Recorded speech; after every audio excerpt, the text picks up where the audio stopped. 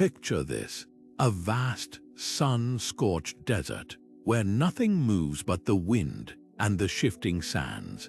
Now, imagine that very same place, thousands of years ago, not as a barren wasteland, but as a thriving, vibrant world filled with water. Enormous inland seas, shimmering under the sun, supporting bustling ports, fishing villages, and cultures built entirely around the life-giving presence of water. It sounds like something out of a myth or a dream, but this is the incredible reality of the lost world beneath dried-up seas. All across our planet, there are places where water once flowed, where civilizations rose, flourished, and then vanished almost without a trace, leaving behind only whispers in the dust. These are stories of human ingenuity, of societies that learned to live with water, and then watched it disappear, sometimes slowly, sometimes suddenly, taking their world along with it. From the heartbreaking story of the Aral Sea, which was once one of the largest lakes in the world and is now largely a toxic desert, to the ancient expanse of Lake Megachad in Africa, which supported early human communities on a scale that's almost hard to believe today, these vanished waters hold some of history's most profound secrets. They teach us about adaptation, how people learn to build, farm, and trade around these immense bodies of water. They show us collapse, what happens when the water goes away, whether due to natural climate shifts, human interference, or a devastating combination of both. And perhaps most importantly, they reveal resilience, the ways in which human beings find a path forward, even when the world they knew has literally dried up beneath their feet.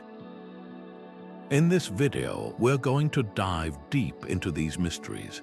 We'll explore how geological forces, changing climates, and human activity have erased entire aquatic worlds over centuries and sometimes even decades. We'll look at how modern science, using everything from satellite imagery to sediment cores, is starting to piece together the stories of these lost places, recovering not just artifacts, but understanding. And as we uncover these narratives of societies that disappeared along with the water, we might just find that they have something vital to teach us about our own relationship with this planet, about the fragility of the resources we depend on, and about the future that we're shaping right now. So come with us on this journey into the silence of the desert and the echoes of the seas that once were. What does it actually mean for a sea to vanish? It's a process that feels almost mythical, but it occurs through a combination of powerful, tangible forces, both natural and human-made. On a geological timescale, the planet's water is in a constant state of flux. Natural desertification can slowly transform a lush basin into an arid plain over millennia, as shifts in climate patterns reduce rainfall and increase evaporation. Think of the immense Lake Bonneville, a prehistoric pluvial lake that once covered much of modern-day Utah. As the last ice age waned, the climate warmed, and the lake began to evaporate, leaving behind the Great Salt Lake as a mere remnant and vast, white salt flats as a haunting monument to its former scale. This is the Earth's natural rhythm, a slow, inexorable change written in the land itself. But in more recent history, a new and accelerated driver has emerged: us.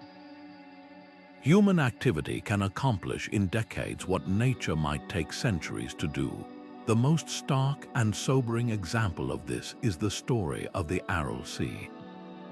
Located between Kazakhstan and Uzbekistan, it was once the fourth largest lake in the world, a thriving blue oasis supporting a robust fishing industry and countless communities. Then, in the 1960s, Soviet engineers embarked on a colossal agricultural project. They diverted the two major rivers that fed the sea, the Amu Darya and the Sudarya, to irrigate vast fields of cotton and other crops in the desert. The plan worked for the farms, but it was a death sentence for the sea. Without its lifeblood, the Aral Sea began to shrink at a breathtaking pace.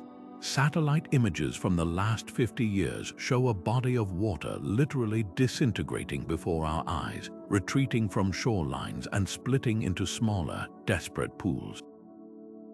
The consequences were catastrophic. Ports now sit miles from any water, their decaying ships stranded in the sand like skeletal remains. The former seabed, exposed to the sun and wind, became a source of toxic dust storms as salt and agricultural chemicals blew across the region, devastating public health and agriculture. An entire ecosystem collapsed, and with it, a way of life was erased. The Aral Sea stands as a brutal lesson in how quickly and completely human ambition can rewrite the map, often with unintended and devastating consequences. Whether the cause is natural or human-induced, the aftermath of a vanishing water body leaves behind a unique and somber landscape. These are not empty voids, they are archives. The receding waters expose ancient shorelines, etched into the earth like bathtub rings, telling silent stories of where the water once reached. Vast salt flats or playas shimmer in the heat, composed of the minerals left behind after the water evaporates. For archaeologists and geologists, these are not wastelands but treasure troves of clues. They find fossilized fish bones far from any current water source, ancient pottery shards scattered where villages once perched on the coast, and even the foundations of settlements that thrived for generations, now isolated in the deepest desert. Each of these artifacts is a puzzle piece, helping us reconstruct the vibrant worlds that existed before the water disappeared, and underscoring the profound urgency of rediscovering these lost chapters of our human story. To truly grasp the magnitude of losing an entire sea, we need to rewind the clock and understand just how fundamental water has always been to human civilization. From the very beginning, our greatest societies didn't just happen to be near water, they were built by it and because of it. Water was the absolute lifeblood of ancient worlds, the irreplaceable resource that dictated where people could live, what they could grow, and how they could connect with one another. Think about the map of the ancient world. Its brightest lights almost always sparkled along the banks of mighty rivers or on the shores of great lakes. Consider the cradle of civilization itself, Mesopotamia, which literally means the land between the rivers. The Tigris and Euphrates rivers were not just features on a map for the Sumerians and Akkadians, they were the source of everything. Their annual floods deposited rich, fertile silt across the floodplains, creating the perfect conditions for the world's first large-scale agriculture. This bounty of food allowed for population growth, specialization of labor, and the development of incredibly complex social structures. Scribes could invent writing to record harvests and trade. Engineers could design intricate irrigation canals to control the water's flow. The entire thriving, chaotic, innovative engine of Mesopotamian culture was powered by those two rivers. Similarly, the mysterious Indus Valley civilization, with its meticulously planned cities like Mohenjo-Daro and Harappa, showcases an astonishing mastery of water management. They built sophisticated drainage systems, public baths, and wells, demonstrating that water wasn't just for survival, it was central to their concept of urban living and public health. This deep dependence made these societies incredibly powerful, but it also made them profoundly vulnerable. Water is a dynamic force, it is never truly static. A shift in its patterns could unravel centuries of progress. A prolonged drought could wither crops and lead to famine. A change in a river's course could strand a port city inland, cutting it off from vital trade routes. Sometimes the change was slow, a creeping desertification that gave generations time to adapt or move. Other times it was devastatingly sudden. Historians believe that a major shift in the monsoon patterns, possibly combined with tectonic events that altered river courses, contributed to the eventual decline of the mighty Indus Valley cities. When the water they had so expertly harnessed became unreliable, their political and economic systems likely fractured, leading to a gradual abandonment.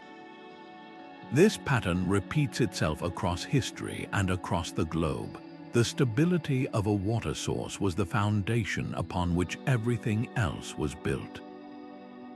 When that foundation cracked, the entire structure of society was at risk of collapse, forcing communities into difficult choices: migrate to new lands, fight neighboring groups for dwindling resources, or face a slow decline. This historical backdrop is what makes the stories of lost seas so powerful and so tragic. The societies that grew around a vast inland sea, like the one we now call the Aral, were not so different from those ancient riverine cultures. They too built their entire identity and economy on the presence of water. They were maritime cultures with shipbuilders, fishermen, and merchants whose lives were defined by the horizon of the water. For them, the sea was their Mesopotamia, their Indus River. Its disappearance wasn't just an environmental incident, it was the erasure of their world, a catastrophic event that echoed the collapses of antiquity. Understanding this deep, historical relationship between civilization and water helps us see these modern tragedies not as isolated events, but as part of a long, recurring human story, a story that reminds us of both our incredible ingenuity and our sobering fragility. The story of the Aral Sea is perhaps the most staggering example of human-engineered environmental collapse in modern history. To understand the sheer scale of what was lost, you have to picture it in its prime just half a century ago. It was a true inland sea, a sprawling expanse of blue water covering an area larger than the entire country of Ireland. Its shores were dotted with bustling ports like Moynac and Aralsk, where fleets of fishing trawlers would set out daily, hauling in thousands of tons of flounder, sturgeon, and the famous Aral Sea barbel. The industry supported tens of thousands of people, not just fishermen, but shipbuilders, processors, and their families, creating vibrant, water-based communities in the middle of a vast Central Asian desert. The sea moderated the local climate, provided for irrigation, and was a source of regional pride. It was, by every measure, a thriving ecosystem and a cultural cornerstone. This all began to unravel in the 1960s, when Soviet central planners in Moscow launched their Great Plan for the Transformation of Nature. Their goal was audacious: to turn the deserts of Kazakhstan and Uzbekistan into a vast, fertile cotton farm, making the USSR self-sufficient in this valuable crop. To do it, they targeted the two great rivers that were the lifeblood of the Aral Sea, the Amu Darya and the Sadaria. An immense network of unlined canals was dug to divert this water to the cotton fields. The canals were notoriously inefficient, with as much as 70% of the water simply seeping into the sand or evaporating before it ever reached a plant. For the cotton, it was a boon. For the sea, it was a death sentence. It was a classic case of a command economy prioritizing a single, short-term economic goal over long-term environmental stability and human well-being.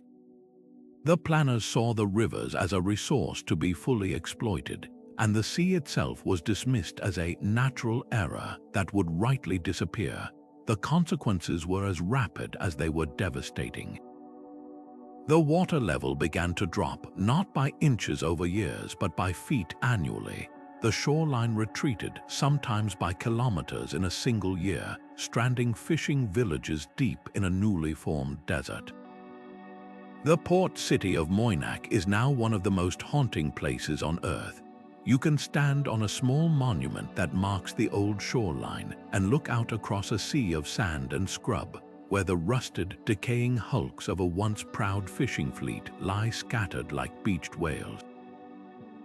The water is over 100 kilometers away. The ecological collapse was total. As the sea shrank, its salinity skyrocketed, killing off all the native fish species. By the 1980s, the commercial fishing industry was completely dead, wiping out an estimated 60,000 jobs and decimating the local food supply. But the disaster didn't stop at economic ruin. The exposed seabed was a toxic legacy waiting to happen. For decades, the rivers had been carrying runoff from the extensive cotton farms, which were heavily treated with pesticides and chemical fertilizers. As the water vanished, it left behind a crust of salt and chemicals covering thousands of square kilometers. Powerful winds now whip this toxic dust into the air, creating relentless salt storms that blow across the region. The health impacts on local communities have been catastrophic. Respiratory illnesses, throat cancers, and kidney diseases are rampant. High rates of anemia and reproductive issues are tragically common, linked to the contaminated dust settling on food and water sources. Scientists studying the area describe it as a slow-moving environmental genocide, a public health crisis created by policy and ignored for decades.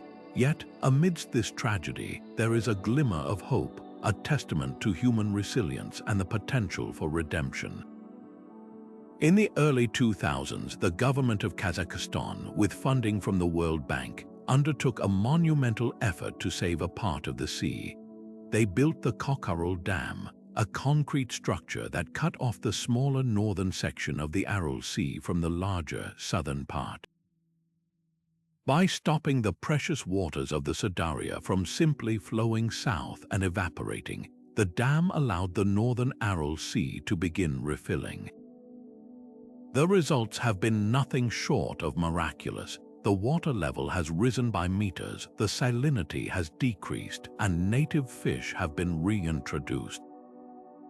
In the town of Aralsk, which was once dozens of kilometers from the water, the sea is now visible on the horizon again. A new, smaller fishing industry has returned, providing jobs and a renewed sense of possibility for the communities there. This partial restoration shows that while some damage is irreversible, concerted effort can still heal a wounded landscape. It stands as a powerful, poignant lesson on the consequences of overreach and the enduring possibility of recovery. While the Aral Sea shows us the devastating speed of human-driven change, to witness the awesome power of nature's own rhythms, we must travel even further back in time, some 7,000 years to the heart of North Africa. Here, in a region that is today defined by the vast, sun-baked Sahara, there existed a body of water so immense it is almost incomprehensible to the modern mind. This was Lake Megachad, a true African giant. At its peak, it sprawled over an area of more than 150,000 square miles, making it larger than the modern Caspian Sea and the largest lake ever to have existed on the African continent. Its waters lapped at shores in what are now 4 different countries: Chad, Niger, Nigeria, and Cameroon. Where today there is mostly sand and sparse scrubland, there was once a seemingly endless expanse of fresh, life-giving water, a shimmering blue oasis in a world that was already beginning to dry out. This colossal lake was not a barren, silent place. It was a vibrant, thriving ecosystem teeming with life. Hippos and crocodiles wallowed in its shallows, while elephants, giraffes, and antelope came to its shores to drink. And where there is such an abundance of water and wildlife, humans are never far behind. The shores of Megachad were home to vibrant communities of early fishermen, hunters, and gatherers. We know they were there because of the incredible archaeological treasures they left behind. Perhaps the most stunning evidence comes from the Enedi Plateau and the Tibesti Mountains, where ancient rock art, preserved by the dry desert air, depicts a world utterly different from the one we see now. These paintings show people swimming, fishing from boats, and hunting animals like hippos and buffalo, creatures that could not survive for a single day in the present-day Sahara. They are snapshots of a lost paradise, a testament to a way of life that was entirely dependent on the presence of this mega lake. So what happened to this immense inland sea? The story of its disappearance is a slow-motion epic written by the hand of climate change. As the Earth emerged from the last ice age, shifts in the planet's orbit and tilt began to alter global weather patterns. For North Africa, this meant a gradual southward migration of the monsoon rains that had once fed the lake so abundantly. Over thousands of years, the rains became less reliable, and the fierce Saharan sun did its work. Evaporation began to outpace replenishment. The lake didn't vanish overnight. It shrank slowly, relentlessly, over centuries. Its shorelines retreated, leaving behind a series of faint, concentric rings etched into the landscape, like the growth rings of a tree telling a story of abundance and decline. What remains today is a mere shadow of its former self, the much smaller, though still significant, Lake Chad. For the people who called its shores home, this gradual desiccation was a profound environmental crisis that unfolded over generations. They were faced with a difficult, slow-burning choice: adapt or leave. Some communities undoubtedly migrated, following the retreating waters southward or seeking out other remaining wet areas, their movements potentially contributing to the peopling of other parts of Africa. Others adapted ingeniously to the changing world around them.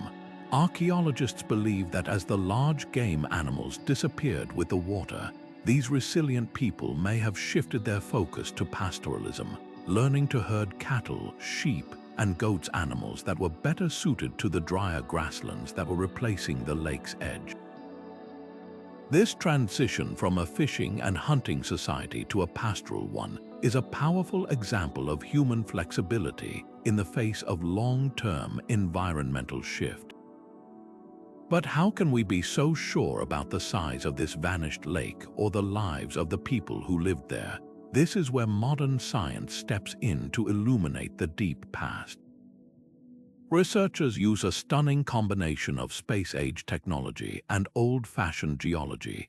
Satellite imagery and radar mapping allow them to see the ghostly outline of the ancient lake shorelines, visible from space as faint scars on the Earth's surface. These images clearly show the vast extent it once covered. On the ground, scientists drilled down into the Earth at what was once the lake bed, extracting long cylinders of sediment known as cores. These cores are like time capsules, each layer holding clues to a different era.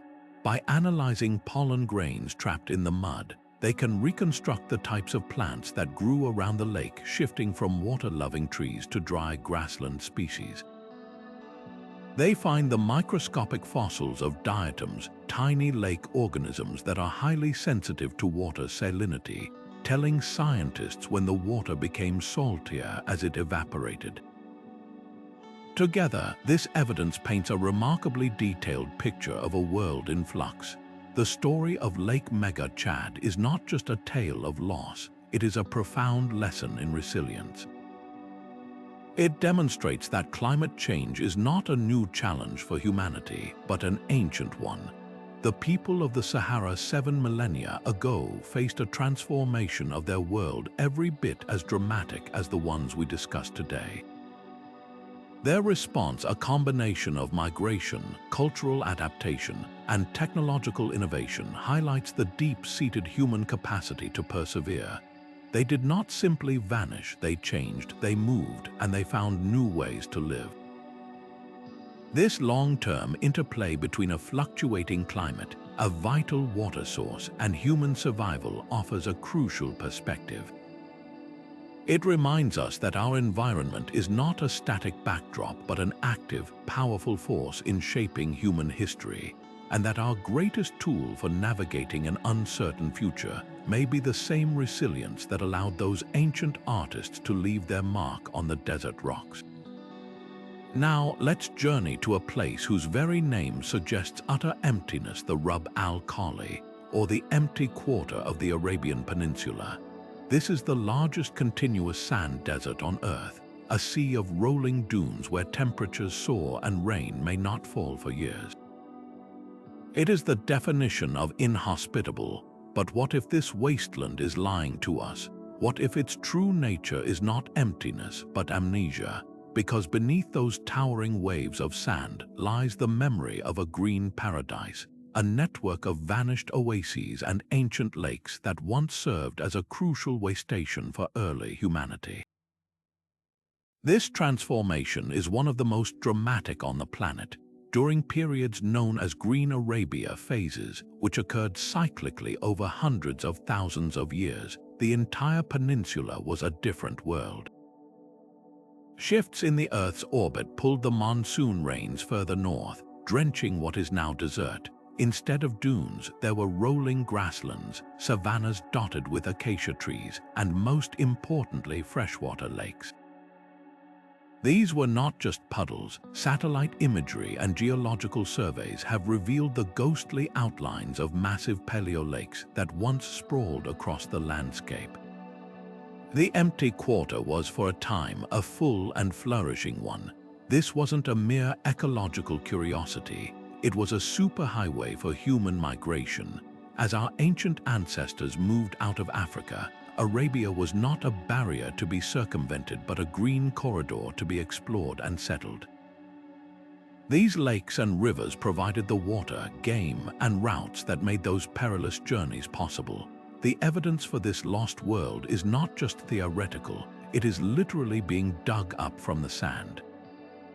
Archaeologists venturing into the heart of the Rub al-Khali have made discoveries that rewrite our understanding of human prehistory. They have found hand axes and stone tools scattered across the surface, artifacts crafted by early humans hundreds of thousands of years ago. But how could people have lived and worked here without water? The answer comes from even more startling finds. In the dunes of Saudi Arabia's Nefer Desert, researchers have uncovered the fossilized bones of hippopotamuses, water buffalo, and even long-horned cattle. These are animals that require permanent freshwater lakes and lush vegetation to survive. Their presence is undeniable proof that the environment was not just marginally wetter, but fundamentally different. Each fossilized bone is a silent testament to an ecosystem we would hardly recognize today. So what happened to this Green Arabia? The change was not a single catastrophic event, but a slow, pulsating rhythm of climate change. The same orbital forces that brought the monsoons north eventually pulled them back south again. The rains retreated, the sun beat down, and the lakes began to evaporate. The lush grasslands withered, and the sand, always waiting beneath the thin layer of soil, began to reclaim its dominion. This process likely happened multiple times over the millennia, creating a cycle of boom and bust for the human and animal populations that called the peninsula home. During the good times, populations would flourish, spreading out across the open landscapes. When the droughts returned, they were faced with a stark choice: perish or go. This is where the story of the vanished oases connects to the grand narrative of human history. Many researchers believe that these drying periods were not just local tragedies, but major drivers of human dispersal. As the green turned to brown and the lakes became salt flats, the people living there were forced to migrate to find more reliable water sources. These climate refugees may have moved in all directions. Some likely pushed north into the Levant and Mesopotamia, their arrival potentially adding to the cultural mix that would eventually give rise to some of the world's first civilizations.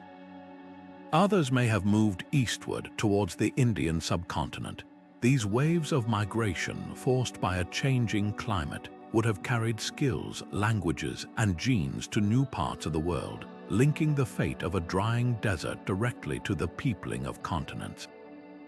The case of the Arabian oases is a powerful and humbling lesson.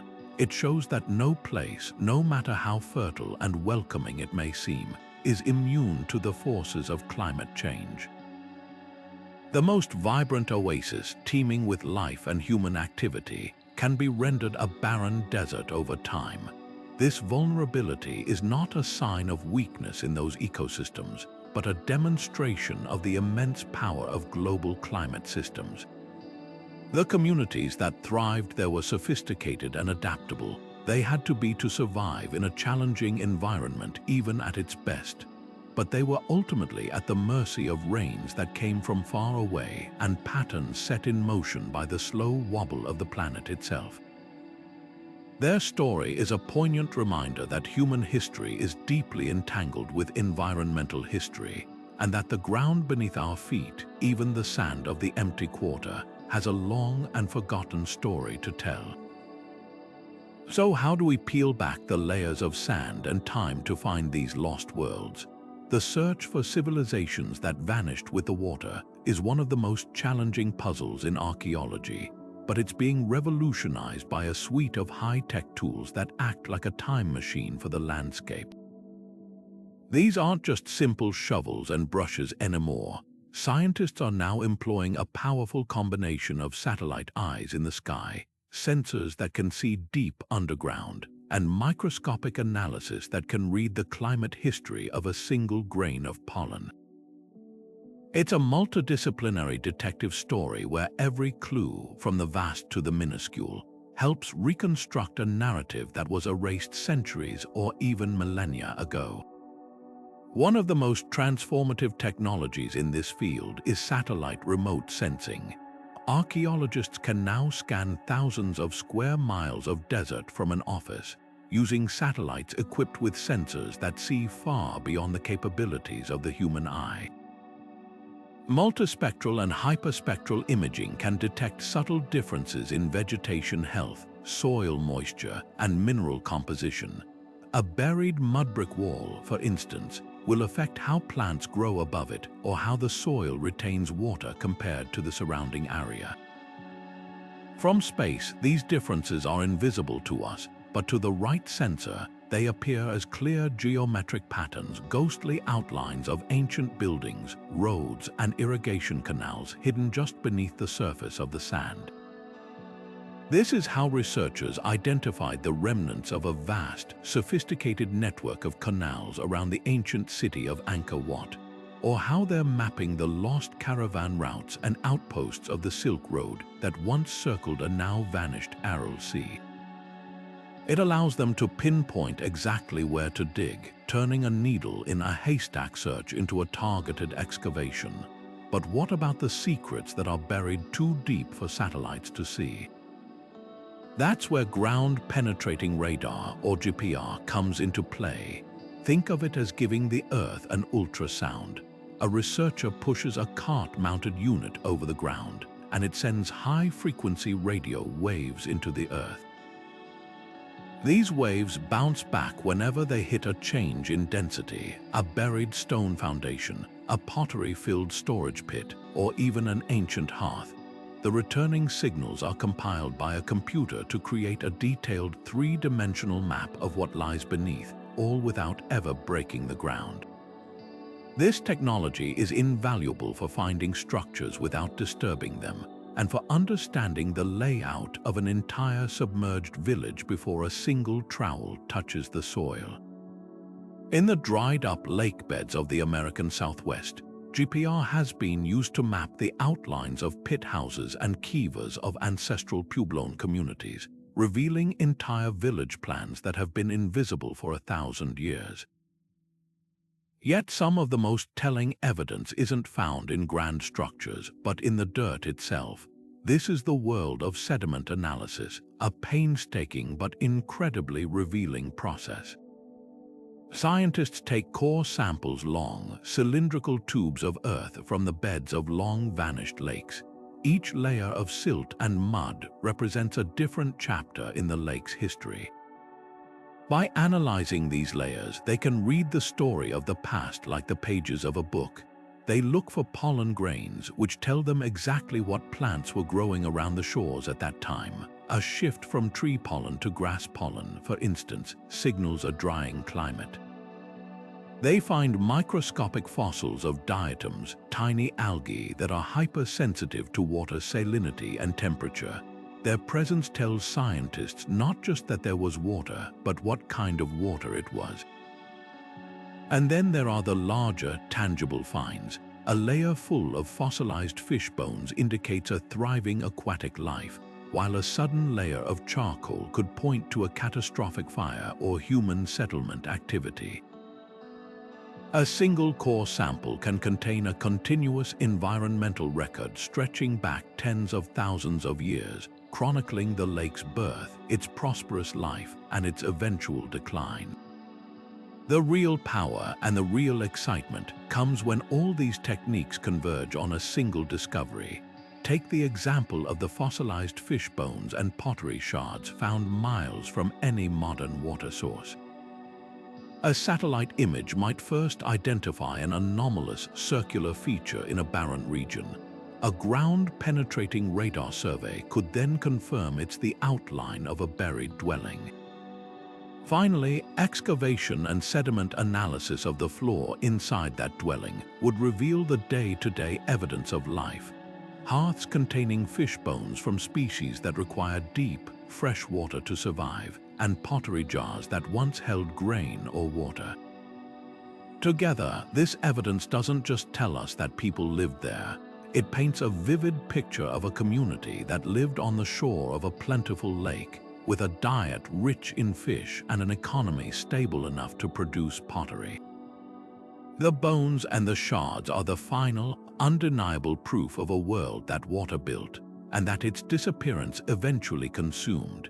This innovative science is what transforms barren deserts into living landscapes and forgotten shores into chapters of our shared human story, building incredible excitement for what we might uncover next.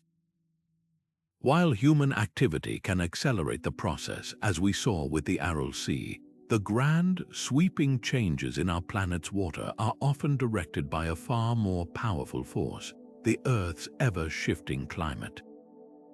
To understand the disappearance of entire seas, we must look beyond decades and even centuries to the vast cycles of natural climate variability that have shaped our world for millennia. These are not subtle background changes. They are dramatic, planet-altering events that have repeatedly rewritten the map of where water can be found.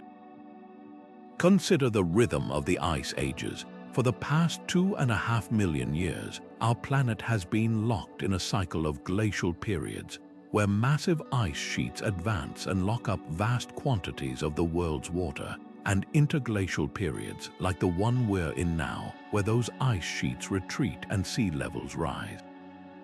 These cycles are driven by subtle, predictable changes in Earth's orbit and tilt, known as Milankovitch cycles, which alter the distribution of solar energy reaching the planet. During the peak of the last glacial maximum, around 20,000 years ago, so much water was trapped in ice that global sea levels were over 400 feet lower than they are today. Coastlines were miles further out, and what are now submerged continental shelves were dry land. Conversely, when the ice melted, it didn't just raise ocean levels, it also fed massive prehistoric lakes in now arid regions, creating the very water worlds we're now searching for in the desert. The existence and disappearance of these inland seas were fundamentally tied to this planetary pulse of freezing and thawing, but the climate doesn't just change slowly. Sometimes it shifts with breathtaking speed, and one of the most startling examples of this is the Younger Dryas period. Roughly 12,800 years ago, just as the world was steadily warming out of the last ice age, something dramatic happened. In a geological blink of an eye, perhaps within a single human lifetime, temperatures in the North Atlantic region plummeted. This wasn't a minor cold snap. It was a return to near glacial conditions that lasted for over 1,000 years. The cause is still debated, with theories ranging from a sudden meltwater pulse disrupting ocean currents to even the possibility of a comet impact. But the effect on water systems was immediate and severe. As the cold gripped the continents, precipitation patterns shifted violently. Many regions that had been getting warmer and wetter suddenly became cold and arid. Lakes in the Middle East and North Africa that had been stable for centuries began to shrink rapidly under the double pressure of colder temperatures and reduced rainfall. For the early hunter-gatherer societies living around these oases, this abrupt change would have been catastrophic, potentially scattering populations and forcing a rapid, desperate adaptation to a new and much harsher reality. To move from theory to evidence, we need to consult the planet's own archives. Paleoclimatology, the science of past climates, relies on natural record keepers. In the pristine ice of Greenland and Antarctica, scientists drilled deep cores, extracting ice that fell as snow hundreds of thousands of years ago. Trapped within each layer are tiny bubbles of ancient atmosphere, providing a direct sample of what the air was like, including the concentration of greenhouse gases. The ice itself holds an isotopic signature that acts as a thermometer, revealing the temperature at the time the snow fell. Similarly, the rings of long-lived trees like bristlecone pines form an annual diary of good and bad growing conditions. A wide ring indicates a wet, warm year, while a series of narrow, tight rings signals prolonged drought and stress. By correlating data from these different sources, ice cores, tree rings, and sediment layers from lake bed, scientists can build a high-resolution timeline of climate history. This data doesn't just tell us it got colder or drier. It tells us exactly when it happened, how long it lasted, and how severe it was.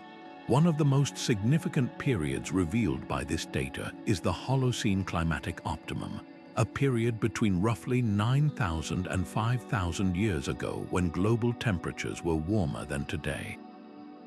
This wasn't a catastrophe. For many parts of the world, it was a golden age of abundance. The stronger summer sunlight supercharged monsoon systems, particularly in North Africa and Arabia. This is the very engine that created the Green Arabia phases and filled Lake Megachad to its colossal extent.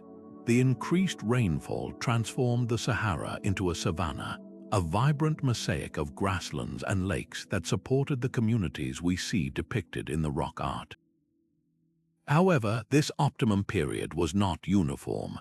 As some regions flourished under heavier rains, others suffered. Higher temperatures increased evaporation in continental interiors, potentially stressing water supplies in areas that relied on glacial melt or distant rainfall. The lesson here is that climate change is never a single, simple story of good or bad. It creates winners and losers, reshaping the map of human opportunity and forcing societies to respond to new and unpredictable conditions. This deep-time analysis of climate and water is far more than an academic exercise. It provides a crucial context for our current situation. For over 11,000 years, human civilization has developed during the unusually stable climate of the Holocene epoch. This stability allowed for the invention of agriculture, the growth of cities, and the establishment of the reliable water sources we depend on today.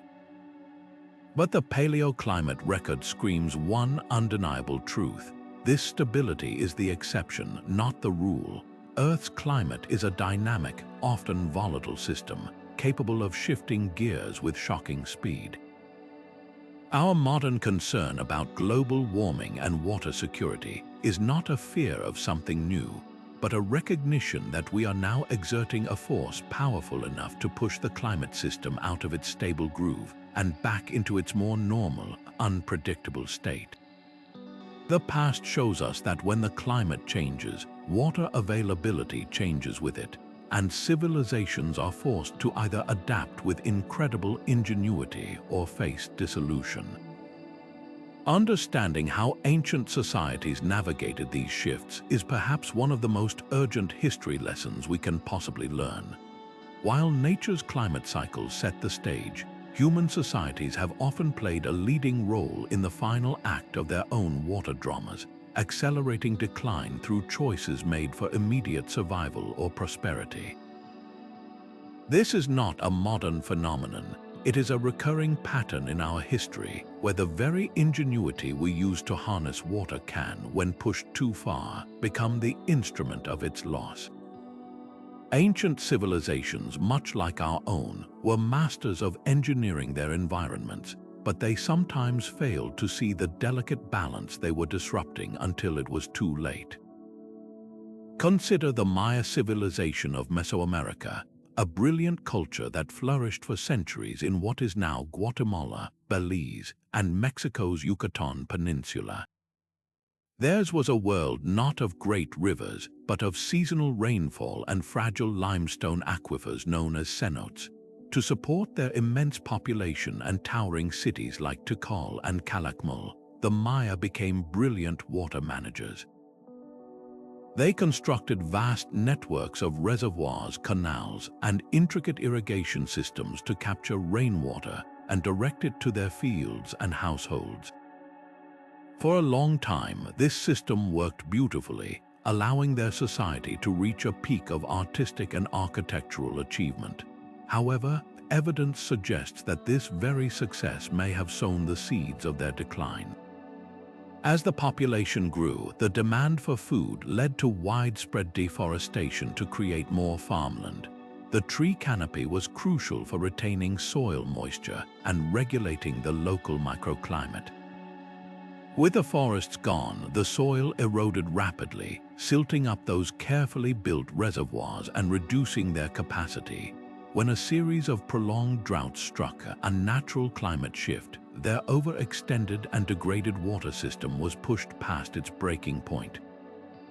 The reservoirs dried up, crops failed, and the social order likely collapsed into conflict over dwindling resources.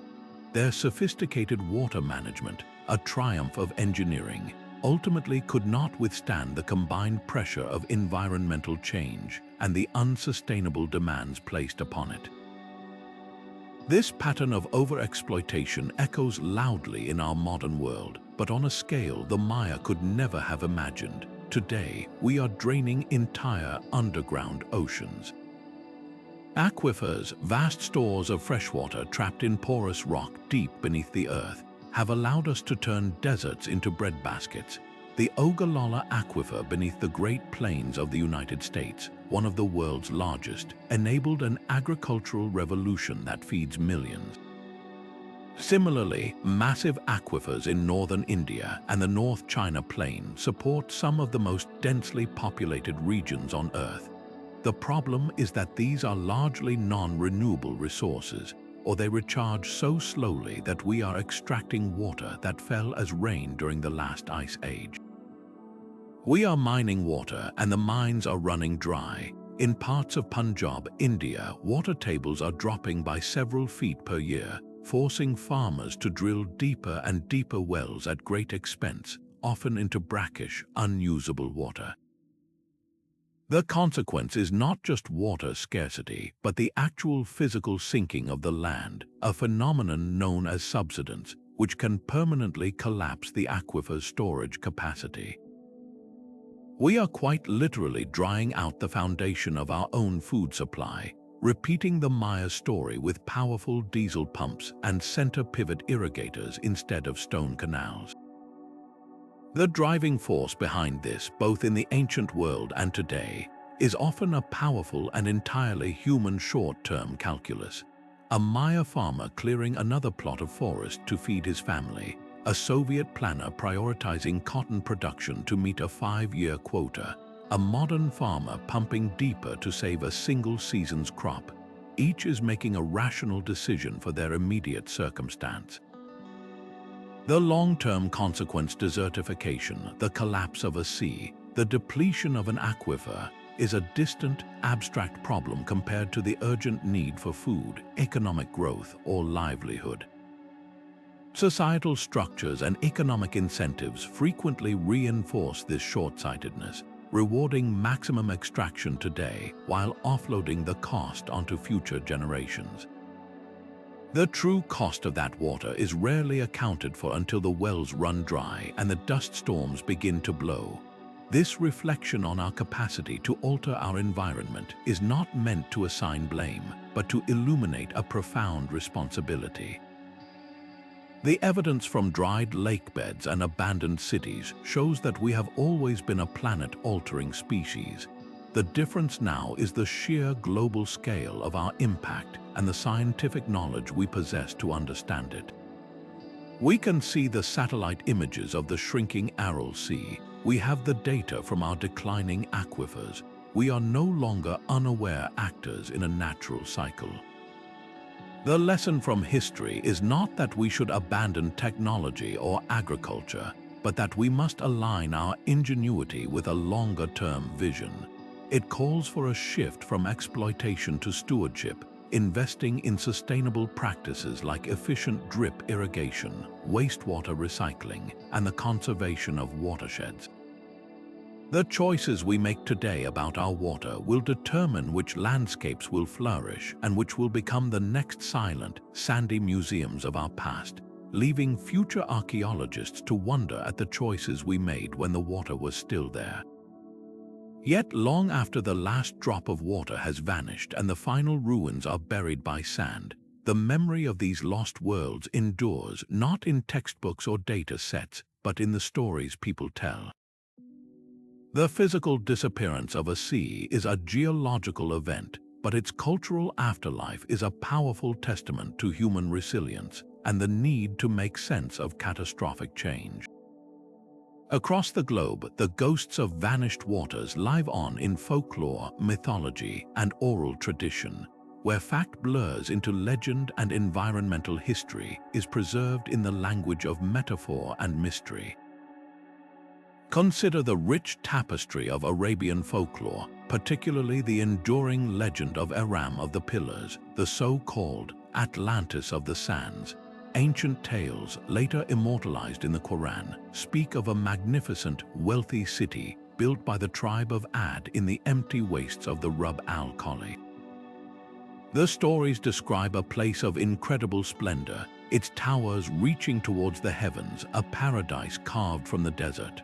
But its people grew arrogant and corrupt, and for their sins, the city was utterly erased, swallowed by a sandstorm sent by divine wrath. For centuries, this was considered a purely moral parable. However, many modern archaeologists and historians now see a kernel of historical truth buried within the legend. They propose that Aram may not be a single city, but a collective memory of a real, prosperous civilization that thrived in the region during its wetter, green Arabia phase. As the climate changed and the deserts reclaimed the land, these settlements were abandoned and buried. The story of a magnificent city punished and lost to the sands could be a powerful cultural narrative explaining a traumatic environmental collapse that displaced entire communities, transforming a real historical event into a cautionary myth that has been told and retold for generations.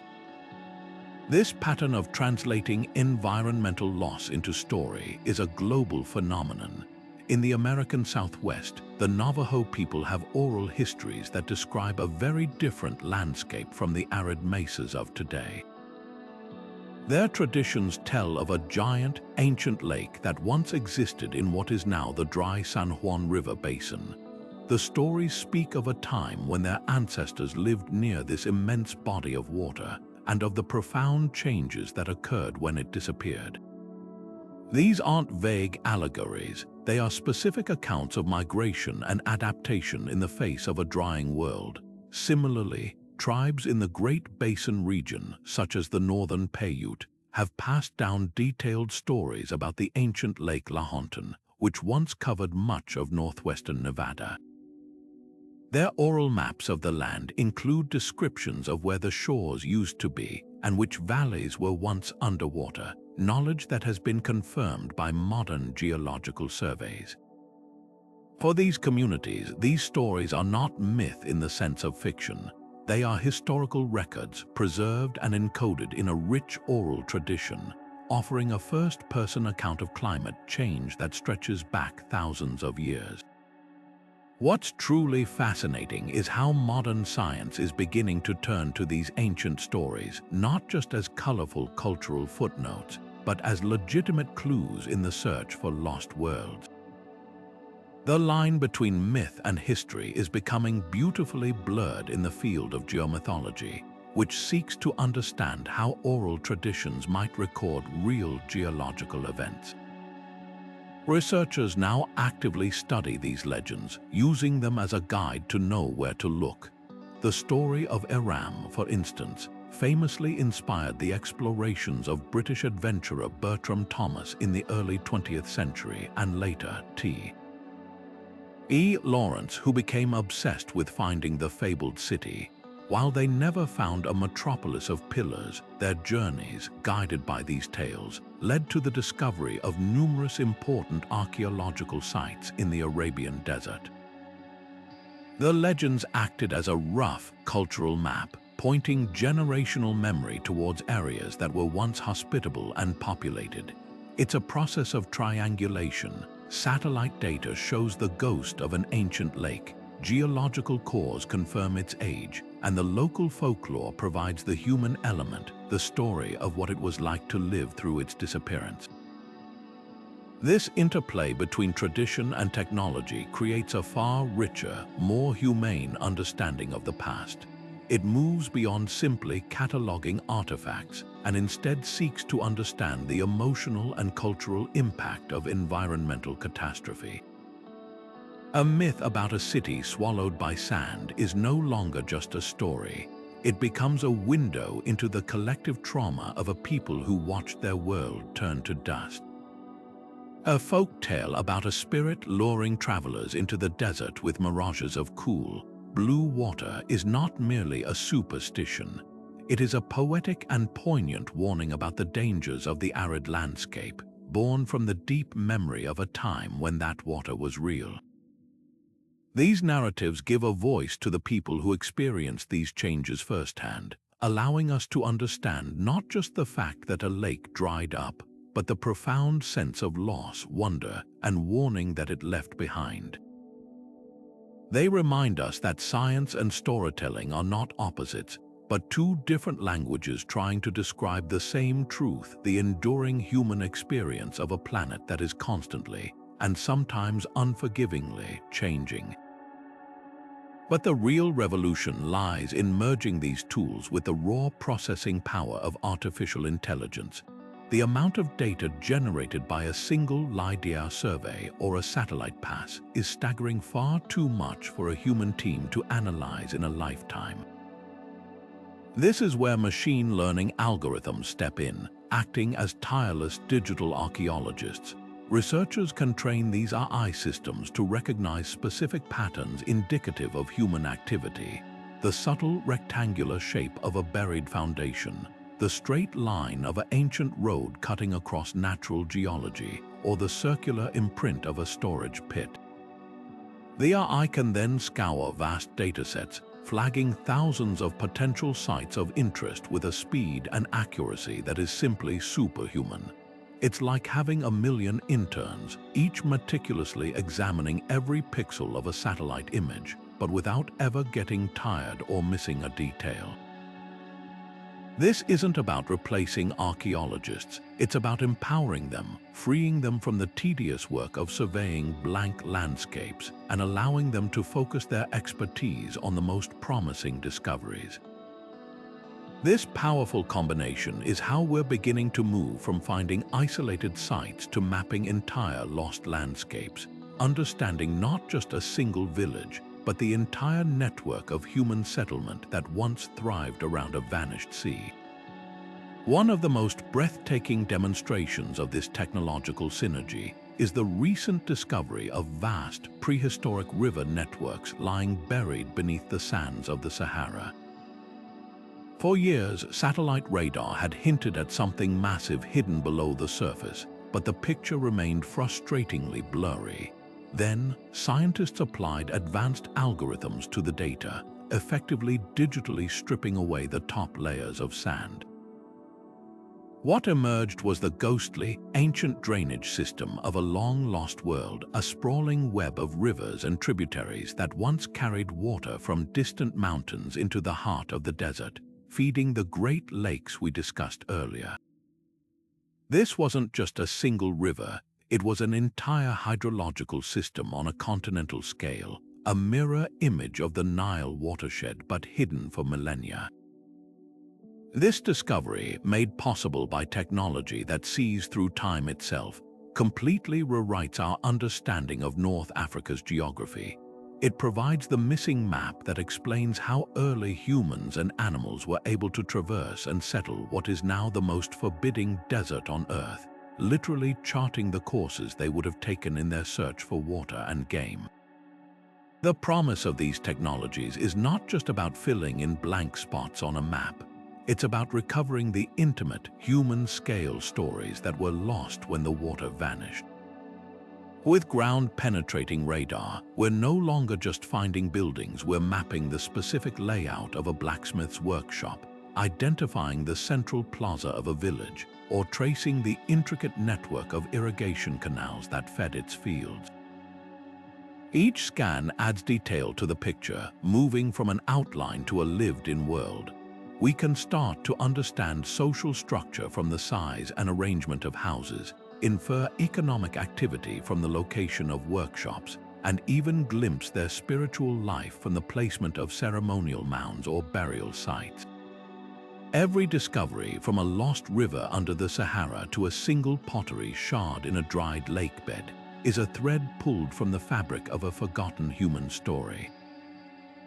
These technological advances are our loom, allowing us to slowly, patiently, and with ever-increasing clarity, weave those threads back together, recovering not just the facts of these lost civilizations, but a profound sense of connection to the people who watched the water disappear and had to find a way to carry on.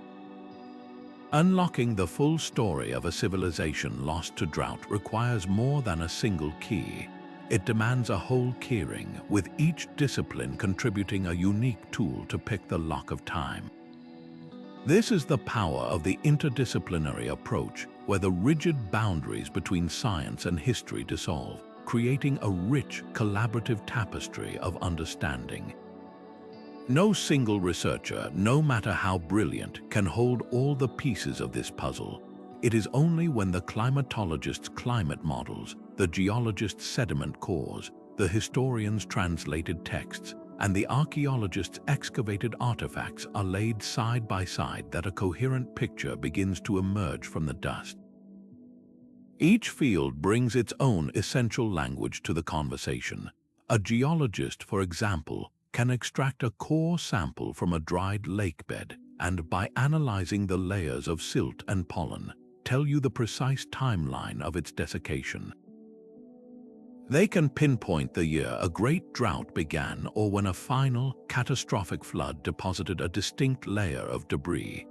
But while the geologist can tell you when the water disappeared, it often falls to the historian to explain the human why and how.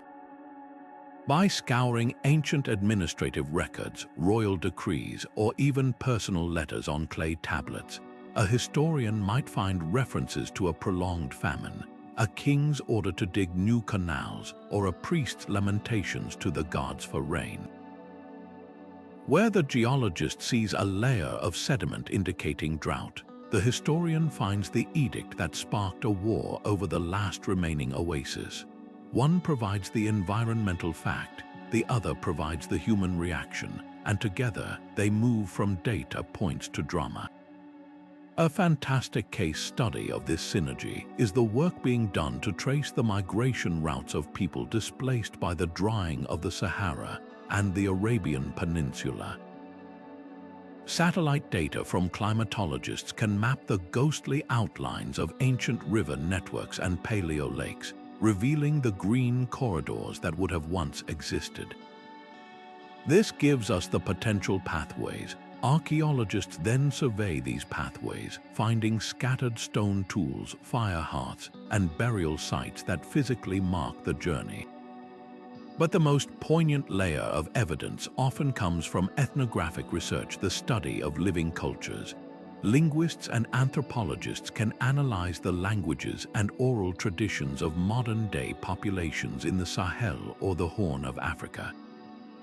They often discover shared words for specific plants or animals that no longer exist in the region, or creation myths that speak of a great journey from a once watery homeland that is now desert.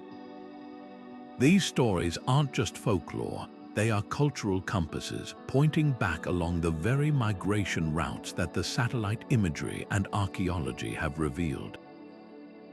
The satellite shows the path, the artifact confirms the footstep, and the story remembers the journey generations later. This holistic perspective transforms our understanding from a flat, two-dimensional timeline into a rich, three-dimensional world. It prevents us from making simplistic, one-cause explanations for the collapse of complex societies. For decades, the fall of an ancient city might have been blamed solely on invasion, as per a historian's interpretation of a broken tablet. But now, a palynologist, a scientist who studies pollen analyzing cores from a nearby lake, might discover that the region was experiencing a severe, multi-decade drought at exactly the same time. Suddenly, the story deepens. The invasion mentioned on the tablet might not have been the cause of the collapse, but a desperate symptom of it, a starving, water-starved society buckling under external pressure it could have once withstood. The interdisciplinary approach doesn't replace one narrative with another. It weaves them together into a far more nuanced and truthful whole, showing that history is rarely about a single villain or event, but a complex web of environmental pressures and human responses. Ultimately, solving the grand mysteries of vanished water civilizations is a testament to the power of collective curiosity. It proves that the most profound truths about our past are not held in any single domain of knowledge but are hidden in the spaces between them. It requires the geologist to care about poetry and the historian to understand core samples.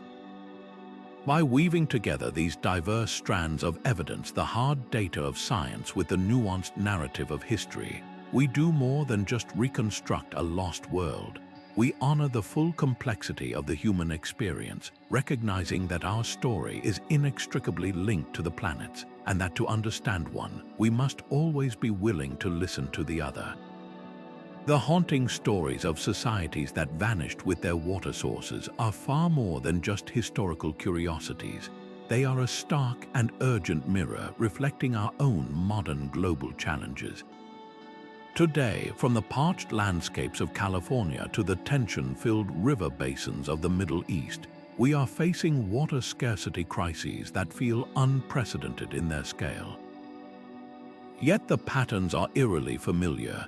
The same forces that led to the abandonment of cities around a drying Lake Megachad or the collapse of the Maya, prolonged drought, overexploitation of resources, and the difficult balance between population and supply are playing out on a global stage right now. The key difference is that we have the benefit of hindsight. We can look back at these past water crises not as inevitable tragedies, but as a catalogue of human responses, both brilliant and disastrous, that offer us a priceless guidebook for navigating our own future. Consider the ancient Nabateans who built the magnificent city of Petra in what is now the hyper-arid desert of Jordan. They didn't just survive in a land with scarce and unpredictable rainfall. They thrived, creating a bustling metropolis and a center of trade. Their secret was an absolutely ingenious system of water management that puts many modern cities to shame. They didn't rely on a single massive river or lake. Instead, they mastered the art of capturing every single drop of water that was available. They constructed a vast, complex network of canals, terracotta pipes, dams, and cisterns that collected rainwater from a huge catchment area in the surrounding cliffs.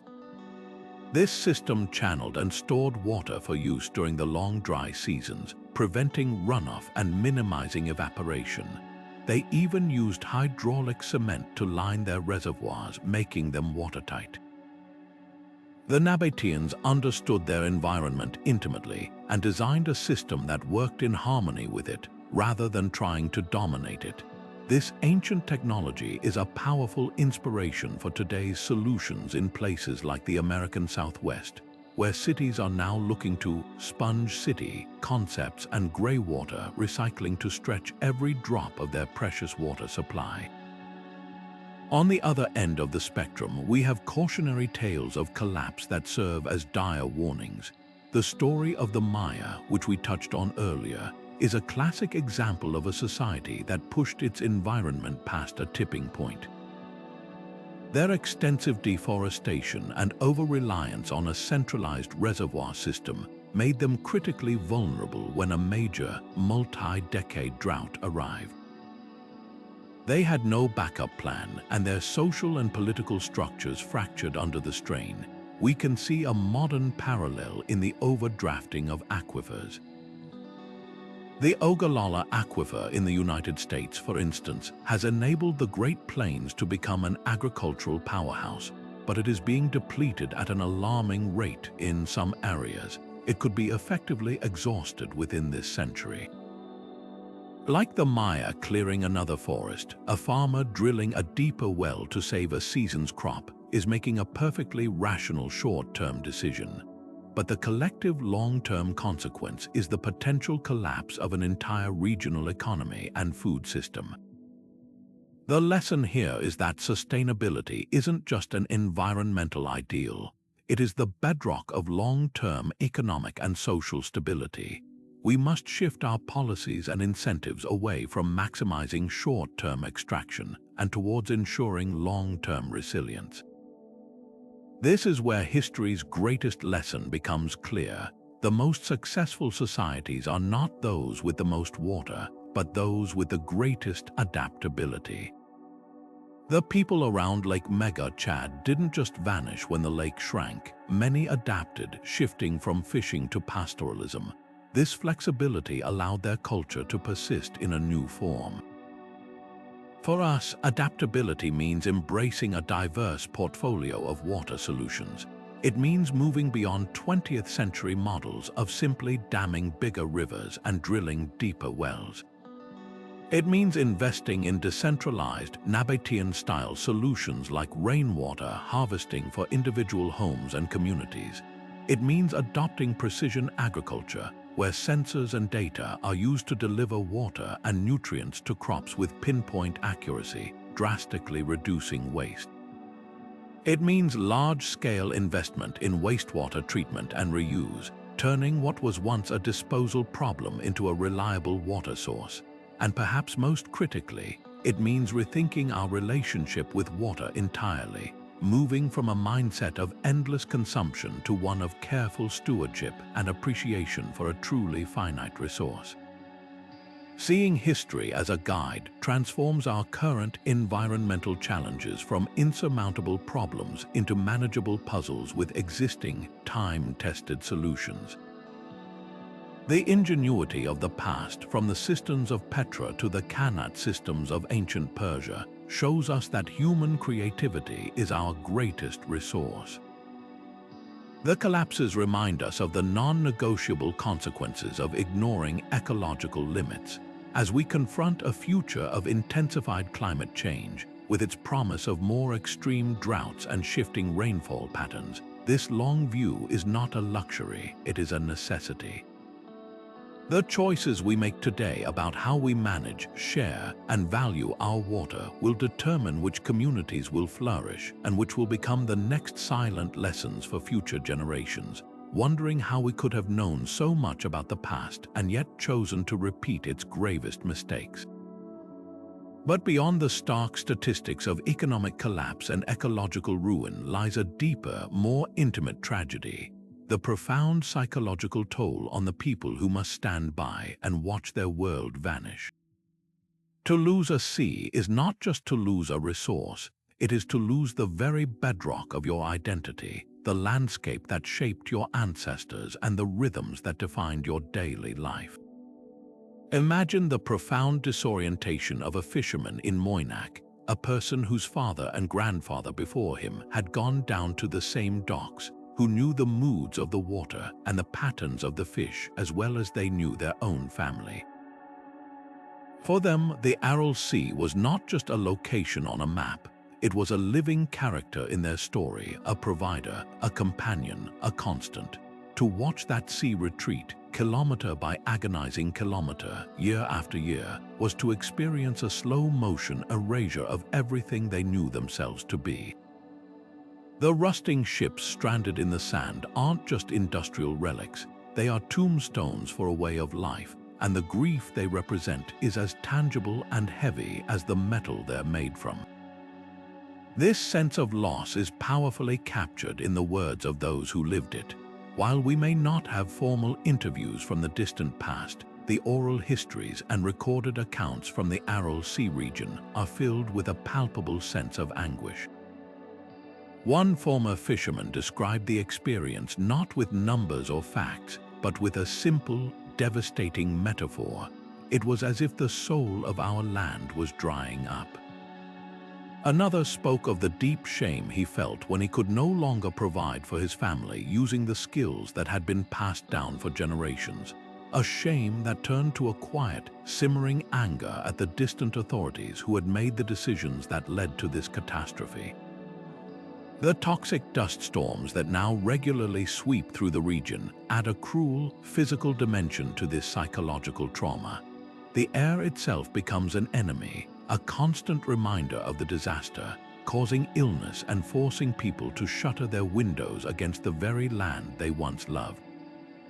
This isn't just an environmental problem, it is a form of ongoing, collective psychological assault, where the environment you live in becomes a source of fear and sickness instead of sustenance and comfort.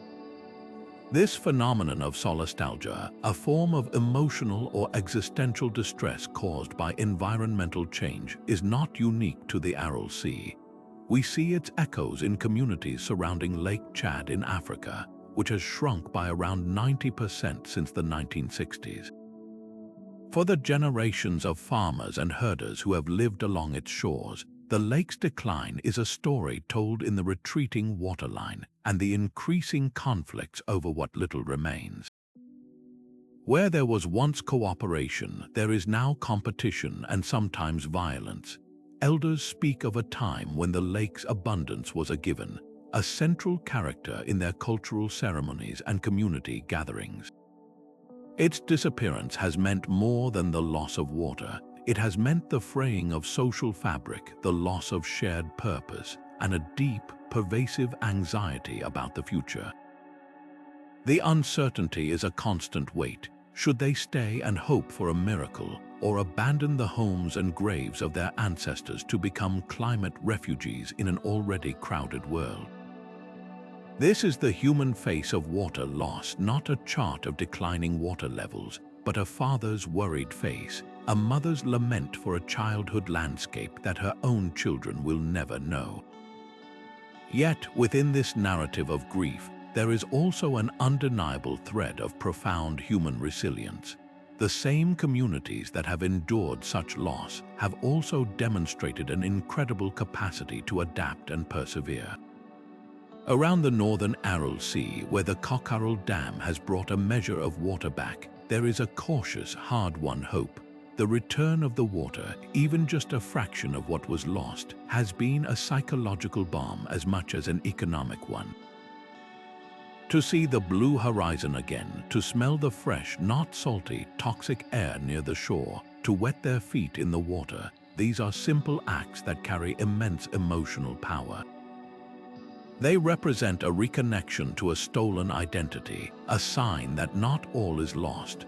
This resilience isn't about forgetting the past, but about integrating that loss into a new kind of future, finding a way to forge a new identity that acknowledges the pain of what was lost while still moving forward.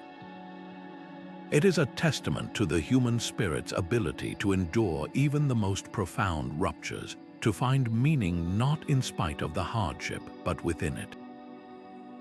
By understanding this deeply personal, emotional dimension, the abstract concept of a drying lake transforms into a shared human experience, allowing us to empathize not just with statistics, but with people, connecting their past to our present and our shared future. For all the incredible discoveries we've made, the vanished worlds beneath these dried seas are still shrouded in profound and tantalizing mystery.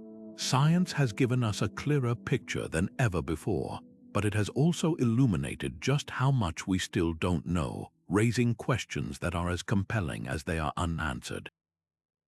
We can map the shorelines of Lake Megachad and trace the toxic legacy of the Aral Sea, but the intimate stories of the people who called these places home, their final days, their desperate hopes, their ultimate fates often slip through our fingers like grains of desert sand. One of the most haunting unknowns revolves around the specific triggers for collapse. While we understand the broad strokes of climate change and human mismanagement, the precise catalyst that finally pushed a society over the edge can be maddeningly elusive. Take the ancient city of Mohenjo-Daro in the Indus Valley. We know this was one of the world's first great urban centers with stunningly advanced water management and sanitation systems. And we know it was eventually abandoned. But was it a slow death by 1,000 cuts, a gradual shift in monsoon patterns that made agriculture untenable over centuries? Or was it something far more sudden and catastrophic? Some scholars have even proposed a controversial theory involving a massive, ancient tsunami from the Arabian Sea, flooding the city with salt water that poisoned the land and forced immediate evacuation. This debate is far from settled. It highlights how difficult it is to distinguish a slow environmental squeeze from a single, devastating blow in the archaeological record. This leads to another captivating question. Did any of these cultures develop ingenious, yet ultimately unsuccessful, technologies to defy their aridity? We know about the Nabateans and their brilliant water capture systems, but what about societies for which we have no written records? Could a culture dependent on a shrinking sea have attempted to dig deeper wells, build more extensive canals, or even experiment with early forms of desalination that left no trace? The evidence for such last-ditch efforts is incredibly fragile. A wooden water screw rots away, a poorly constructed canal silts over completely. It's entirely possible that we are underestimating the ingenuity and desperation of these communities, that their final chapters were not just of surrender, but of a fierce and innovative struggle against an inexorable force.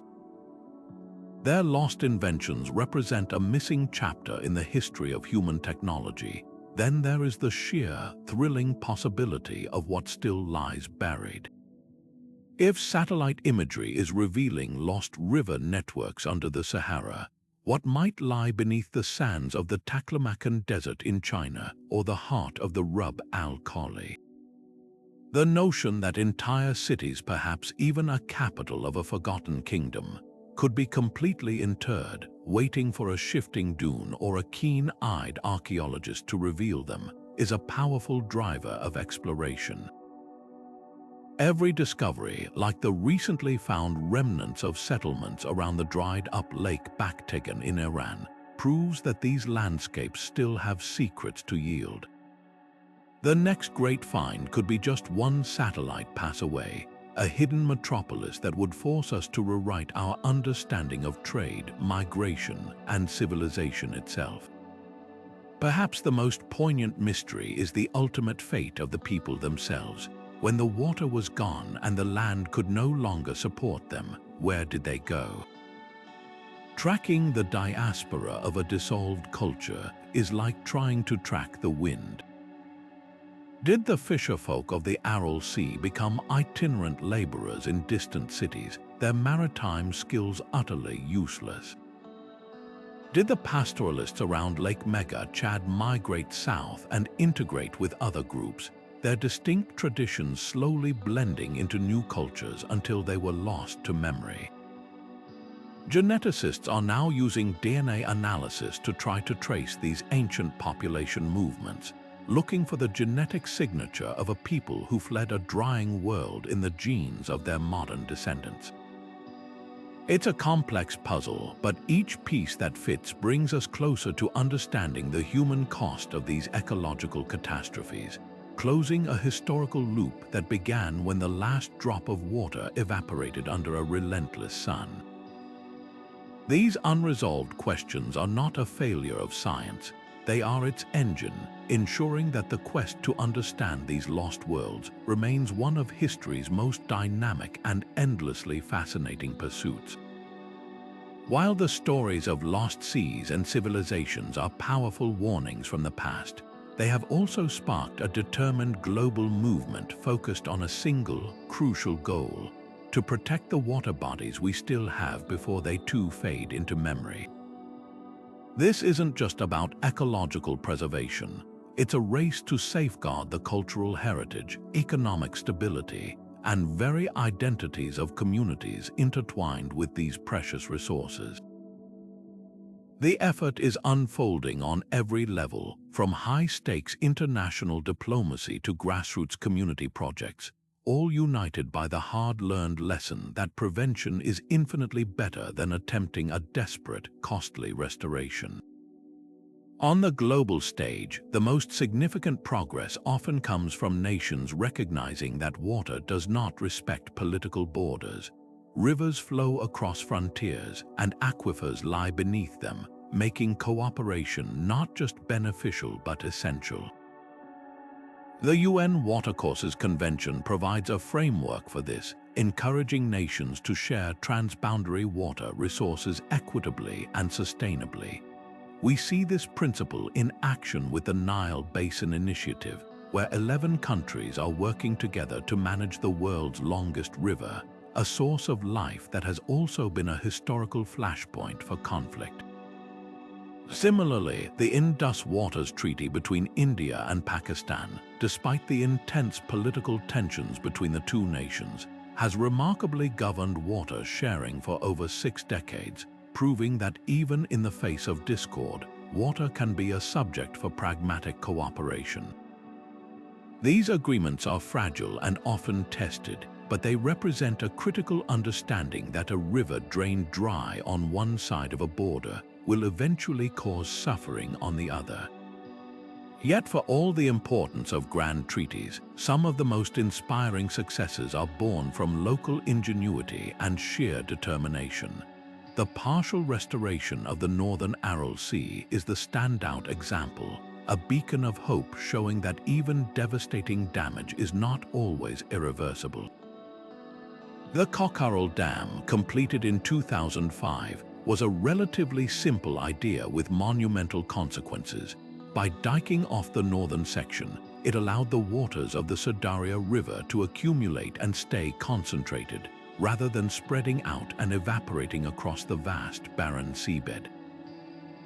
The results were felt almost immediately. The water level rose, the salinity dropped, and the wind-blown toxic dust storms that had plagued the region began to subside. Most miraculously, the fish returned. Native species like the flounder and the Aral barbel, which had been pushed to the brink of extinction, were reintroduced and began to thrive. For the communities of Aralsk, the sea that had abandoned them is now slowly creeping back into view, and with it, a renewed fishing industry and a restored sense of pride and possibility. It is a powerful, living testament to what can be achieved when political will, scientific knowledge, and local commitment align. However, the path of conservation is strewn with formidable challenges, and perhaps the most persistent is the thorny issue of water rights and political conflict. In many parts of the world, water is treated as a sovereign resource to be claimed and exploited, not a shared commodity to be stewarded. The ongoing disputes over the waters of the Nile are a prime example where the construction of the Grand Ethiopian Renaissance Dam has raised tensions between Ethiopia, which sees it as a path to development and energy, and downstream Egypt, which fears it will threaten its ancient lifeline. In the American Southwest, the complex and often antiquated laws governing water rights from the Colorado River have created a system where legal entitlements often outweigh logical conservation, making it difficult to adapt to a new reality of permanent drought. These conflicts highlight a painful truth: technology and funding can solve engineering problems, but without resolving the underlying human disputes over who owns the water and who has the right to use it, conservation efforts will always hit a wall. This is where the lessons of the past become a practical guide for the present. The ghost of the Aral Sea looms over every discussion about large-scale irrigation projects.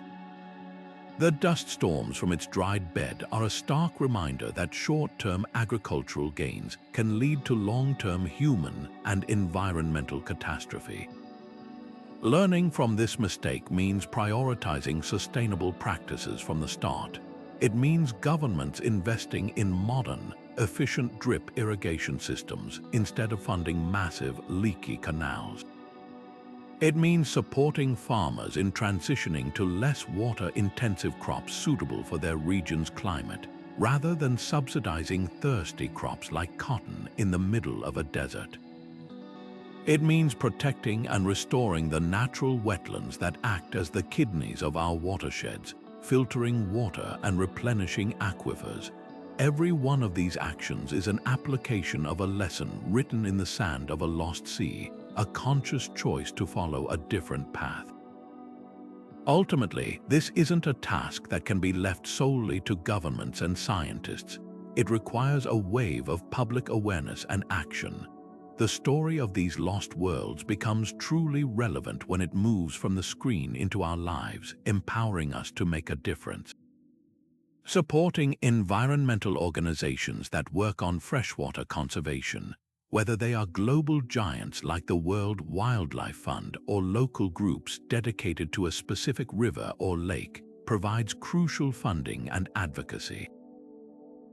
On a personal level, it's about making conscious choices to reduce our own water footprint and advocating for sensible water policies in our own communities. By understanding the profound connection between water and civilization, we become more than just viewers of history. We become active participants in shaping a future where no more seas are lost and no more communities have to watch their world disappear drop by drop. Looking ahead, the field of dried sea exploration is poised for a revolution, driven by a new generation of technology and a growing sense of urgency. The coming decades promise to peel back even more layers of sand and time, revealing secrets we can currently only imagine. Major international expeditions are already being planned, targeting some of the world's most tantalizingly barren landscapes. In the Sahara, teams are preparing for extensive digs around the paleo shorelines of Lake Megachad, using newly refined satellite data to pinpoint areas that were once prime real estate for human settlement.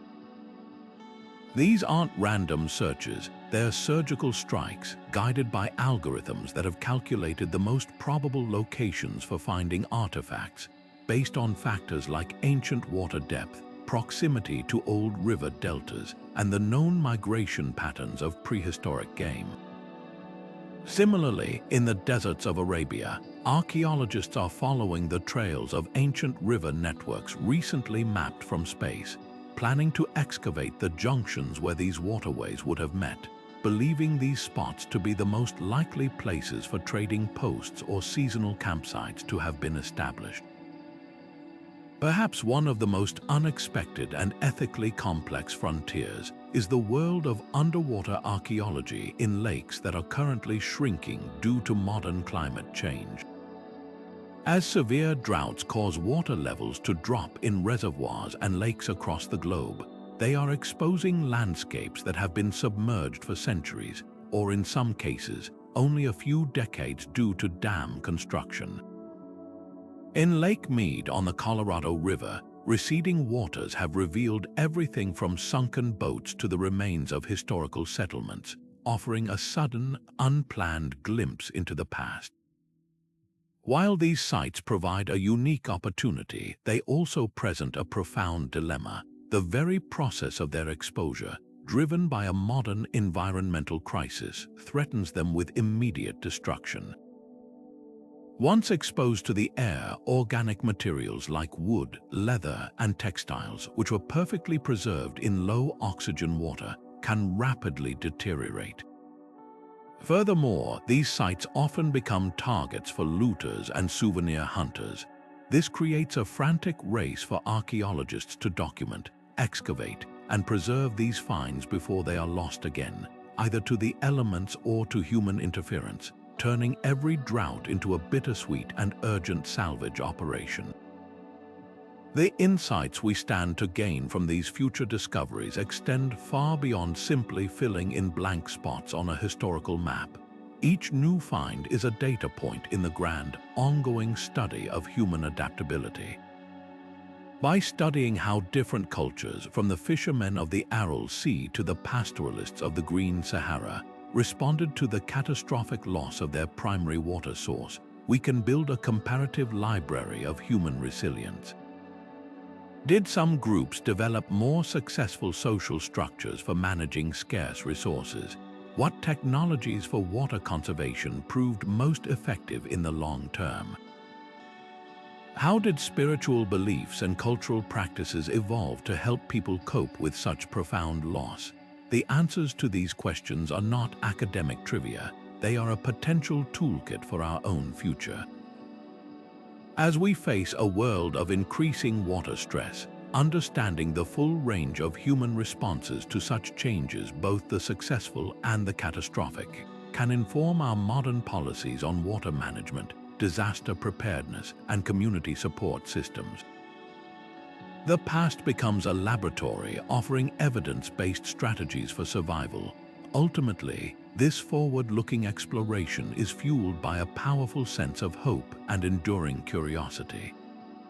The quest to understand these lost worlds is a testament to our desire to connect with our shared human story, to recover voices that have been silenced by time and sand. Every pottery shard, every foundation stone, every fossilized grain of pollen is a message from a past that is more relevant than ever. It reminds us that environmental change is a constant in human history, but that our response to it is what defines us. The technologies we are developing to uncover these stories, from our eye-powered satellite analysis to non-invasive ground sensors, are not just for looking backward. They are also tools for monitoring our present and planning for our future. By continuing to support this research, we are investing in more than just history. We are investing in a deeper understanding of our own potential for ingenuity, cooperation, and perseverance in the face of the planet's ever-changing nature. This global story of water and civilization isn't confined to just one corner of the world. It's a universal human drama that has played out on every continent, with each society writing its own unique chapter in the struggle against scarcity.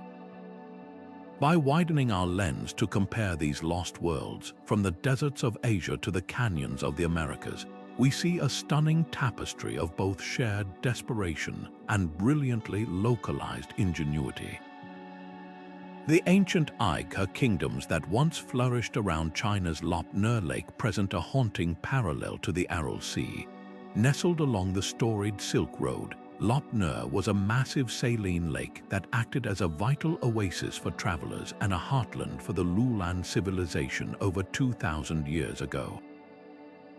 This wasn't a remote backwater, it was a cosmopolitan hub, a place where diverse cultures met and traded. Yet by the 14th century, it had become a ghostly salt flat, its waters vanished. The causes were a familiar mix: a natural shift towards a drier climate that reduced flow from the Tarim River, likely accelerated by human activities.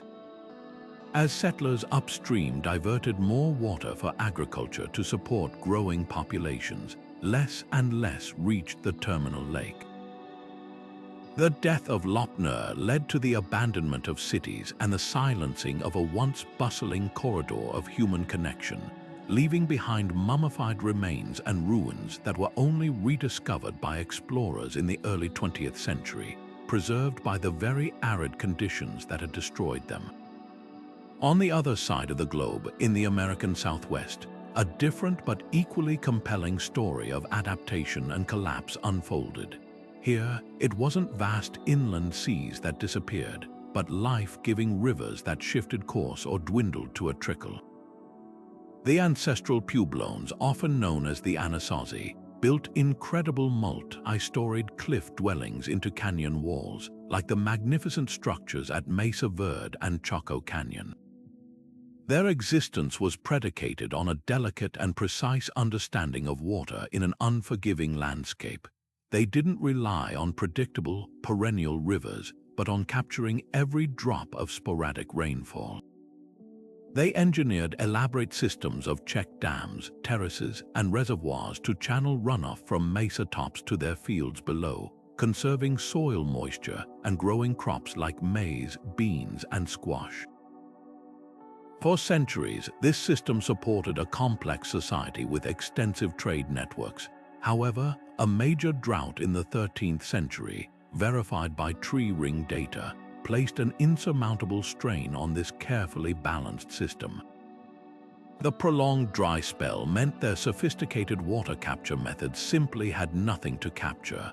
Facing famine and likely increased social conflict, they made a difficult choice. They abandoned their magnificent stone cities and migrated to areas with more reliable water sources, dispersing and giving rise to the modern Pueblo communities. Their story is one of incredible engineering prowess ultimately overcome by a climatic force greater than their capacity to adapt. When we place these stories side by side, fascinating similarities emerge across vast distances and cultures.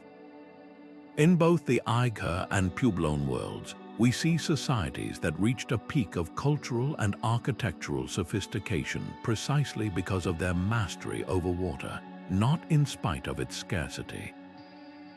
Their collapse was also triggered by a similar one-two punch, a prolonged natural drought that served as the primary stressor, exacerbated by human actions that increased their vulnerability, whether it was upstream water diversion in Central Asia or possibly local environmental degradation from a growing population in the Southwest. The universal response to this escalating crisis was migration, the heartbreaking but necessary abandonment of ancestral homelands in search of a new beginning near more reliable water.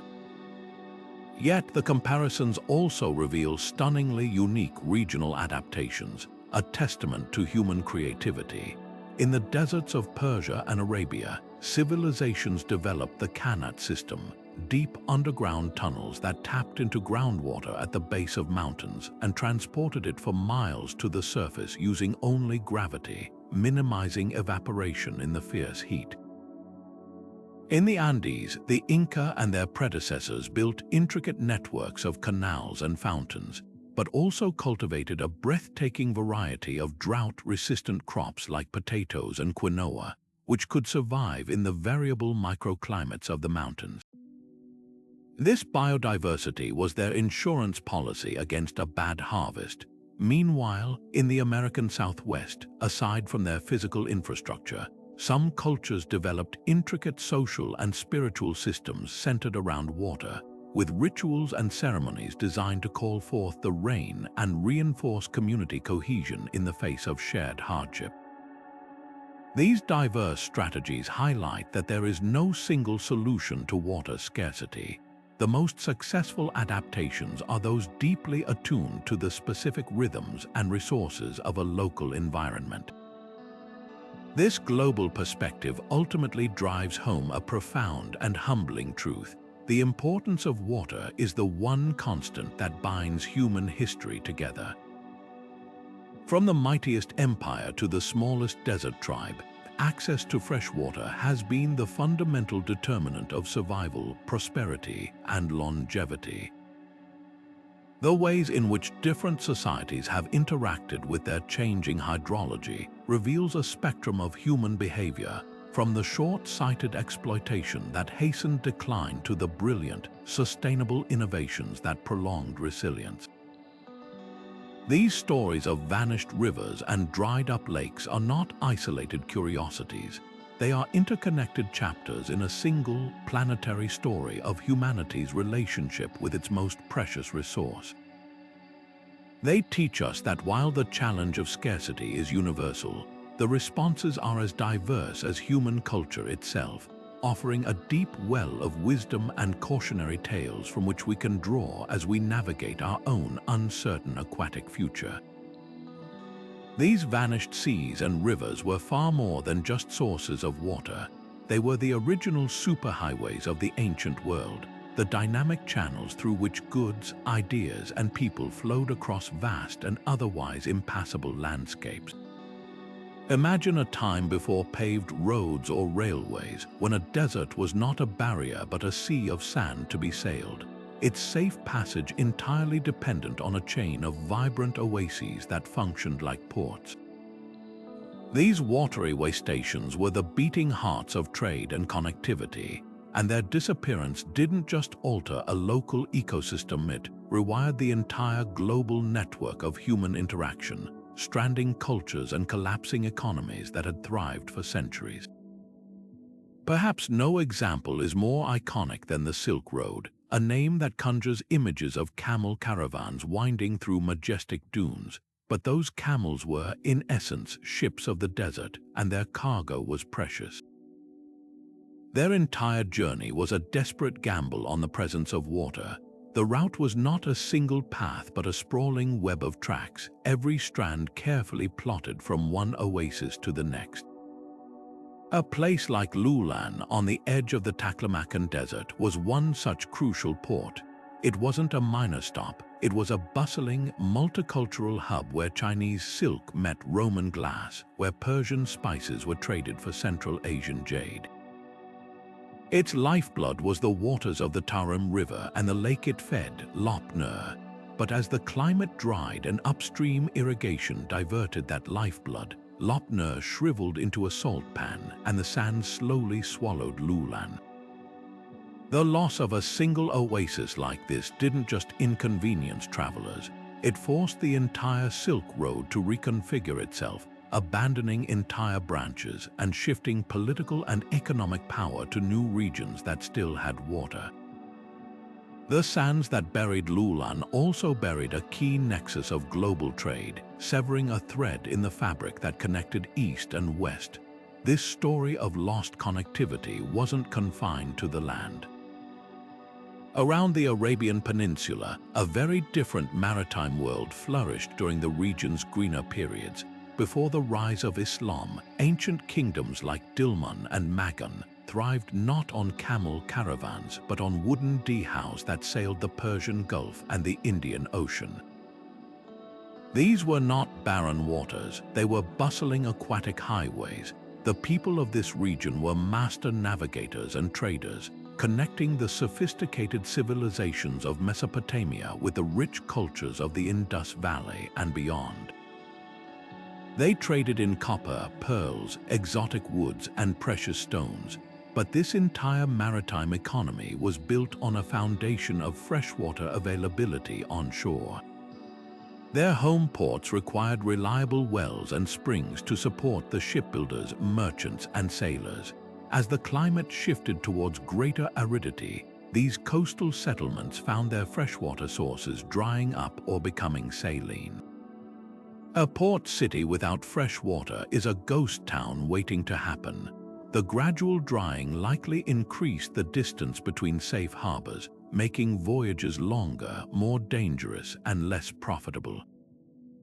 The vibrant maritime networks that had defined the region for millennia began to fade, not because people forgot how to sail, but because the supporting infrastructure on land, dependent entirely on water, literally vanished beneath their feet. The economic and social disruption caused by the loss of these water routes was catastrophic and total. Think of a vibrant oasis town. Its economy isn't just about selling water to travelers. It supports blacksmiths who shoe camels, innkeepers who lodge merchants, scribes who draft contracts, and farmers who grow dates and other crops to provision the caravans. The entire community is built around its role as a connector.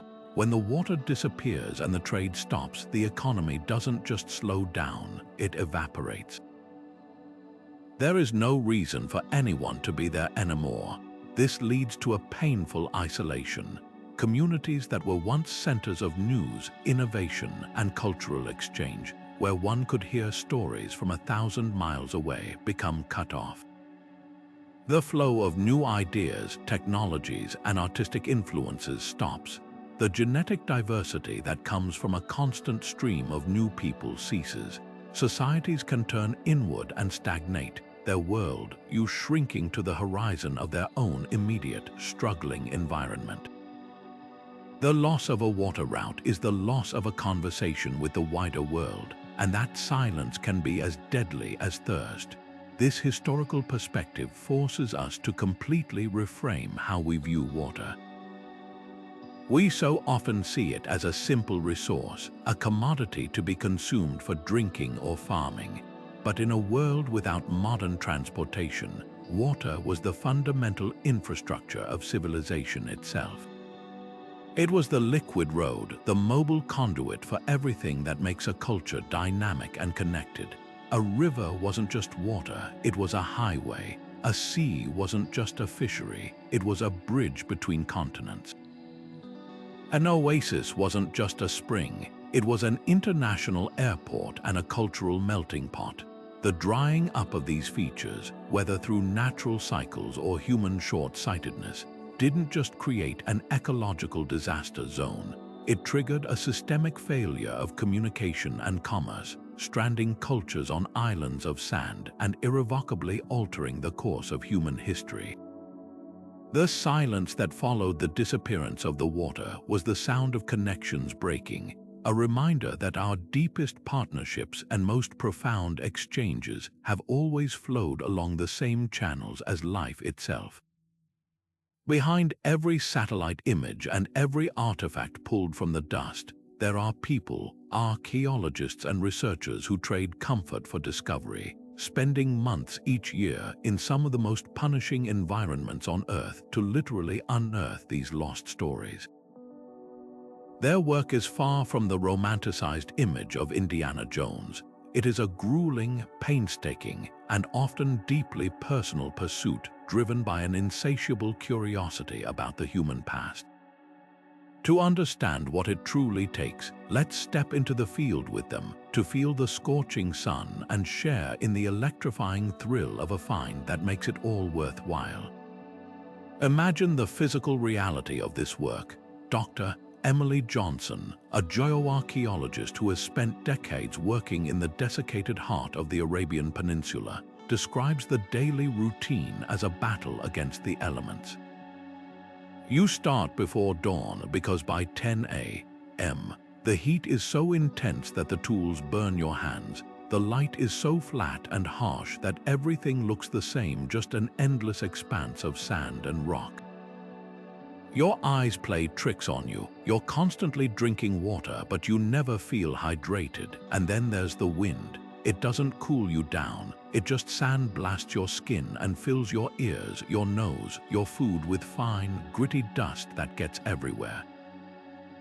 This isn't a casual hike. It's a test of endurance where the primary goal is often just to stay healthy and focused enough to do the science. Logistics are a nightmare. Every drop of drinking water, every battery for a GPS unit, every spare part for a vehicle must be planned for and carried in. A simple equipment failure, a flat tire, or a sudden illness can become a major crisis when you're a 3-day drive from the nearest city. Yet, it is in these harsh conditions that moments of pure, unadulterated magic occur, moments that fuel a career. Dr. Ahmed Hassan, an Egyptian archaeologist who works in the Sahara, recalls one such moment with a clarity that cuts through the years. His team was surveying a hyper-arid region that geological surveys suggested was the floor of an ancient mega lake. They had found nothing for days but broken stone flakes. Then a junior member of the team let out a shout. She was just walking a survey transect, looking down at the ground, and she almost stepped on it, he says. It was a single, perfect arrowhead crafted from a beautiful, glossy chert. But it wasn't just the artifact itself. It was lying right on the surface, exposed by the wind, and just a few inches away was a patch of soil darkened with ancient charcoal, the remains of a hearth. In that instant, we weren't just looking at a tool. We were standing in someone's home. We could almost see them sitting by their fire on the shore of this vast lake, carefully chipping that arrowhead to hunt the animals that came to drink. The emptiness of the desert just vanished, and it was full of life again. That one find made the entire brutal season worthwhile. For epigraphers and linguists, the triumphs are less about what they find and more about what they can finally read. Dr. Maria Lopez specializes in deciphering ancient inscriptions across the Middle East. She recounts the painstaking process of working with a fragmented stone tablet found near the former shores of the Aral Sea. It was covered in a script we only partially understood, and it was badly eroded. We spent months using reflectance transformation imaging, basically taking hundreds of photos with light from different angles to highlight the faintest scratches. Then, one evening, it clicked. The text wasn't a royal decree or a tax record. It was a merchant's ledger detailing a shipment of 20 jars of fish, salted. But then it mentioned the destination, a town we knew was over 100 kilometers from the current shoreline. That single, mundane line of accounting was proof. It confirmed the historical water level of the sea at a specific date, corroborating our climate models. A bureaucrat's record-keeping, thousands of years ago, became a crucial data point in reconstructing an entire ecosystem. That's the power of this work. A forgotten person's grocery list can rewrite history. These personal stories reveal the profound emotional investment these scientists have in their work. It's not a detached clinical exercise. For many, there is a deep sense of responsibility, a feeling that they are giving a voice to those who have been silenced by time. Dr. Kenji Tanaka, who leads excavations around the vanished lakes of the American Southwest, speaks of this with great solemnity. You are the first person to touch this object since its owner dropped it centuries ago. You feel the weight of that. We work closely with modern Pueblo communities, and they see us not as treasure hunters, but as collaborators helping to recover a part of their own heritage. When we find a perfectly preserved yucca fiber sandal or a ceramic pot with its design still vivid, it's not about putting it in a museum case, it's about returning a piece of their story to them. The greatest triumph isn't a publication in a journal. It's the look on an elder's face when they see an artifact that confirms an oral history they've heard since childhood. You're not just studying history, you're healing a broken connection in time. This human element, the blistered hands, the shouted triumph over a tiny arrowhead, the quiet awe of deciphering a message from a lost world, is the true engine of archaeology. It transforms the scientific process from a dry list of methods into a deeply human endeavor of passion, perseverance, and sometimes poetry. These researchers are the frontline detectives in the greatest cold case of all time, driven by a simple, powerful belief that every person who ever lived has a story worth telling, and that no civilization, no matter how completely it has vanished beneath the water or the sand, should be forgotten. But the act of uncovering these lost worlds brings with it a profound and necessary question. Just because we can excavate, does it mean we should? The pursuit of knowledge, especially when it involves cultures that were displaced by catastrophe, is not a simple right. It is a privilege that comes with a heavy weight of ethical responsibility. This is no longer the era of treasure hunters and colonial-era explorers shipping priceless artifacts back to foreign museums with little regard for their origin. Modern archaeology has undergone a seismic shift, recognizing that these sites are not merely academic puzzles to be solved, but the sacred heritage of living communities, often ones that have already endured the trauma of losing their entire world. At the heart of this ethical evolution is the principle of community involvement. This means moving beyond simply informing local populations about a dig and instead actively partnering with them from the very beginning. For instance, when planning an excavation around the shrinking shores of Lake Chad, researchers now work directly with the Kanuri and other local communities. Elders and knowledge keepers are consulted not as secondary sources but as primary collaborators. Their oral histories, passed down through generations, can provide invaluable context that ground-penetrating radar could never reveal. The story behind a burial practice, the significance of a particular pottery design, the true name of a place that was lost to official records. This collaborative approach transforms archaeology from an extractive industry, taking artifacts and data, into a reciprocal relationship that gives back by helping to reclaim and validate a community's own history. It ensures that the narrative being constructed is not just scientifically accurate, but culturally true and respectful. This leads directly to the complex and often emotional issue of repatriation. For decades, museums across Europe and America have housed the physical remnants of these lost civilizations, delicate textiles from Peruvian cultures that faced devastating El Niño events, exquisite bronze work from African kingdoms displaced by desertification. These items were often acquired under dubious circumstances, a legacy of a colonial past.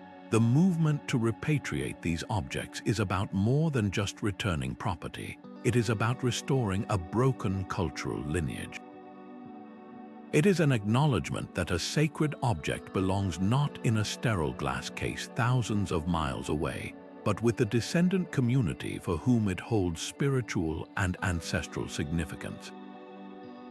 This process is often fraught with legal and logistical challenges, but it represents a critical step toward healing historical wounds and allowing these communities to reclaim ownership of their own story.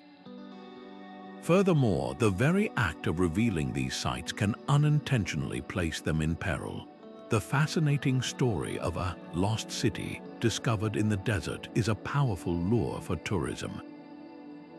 While this can bring economic benefits to a region, it also risks loving a site to death.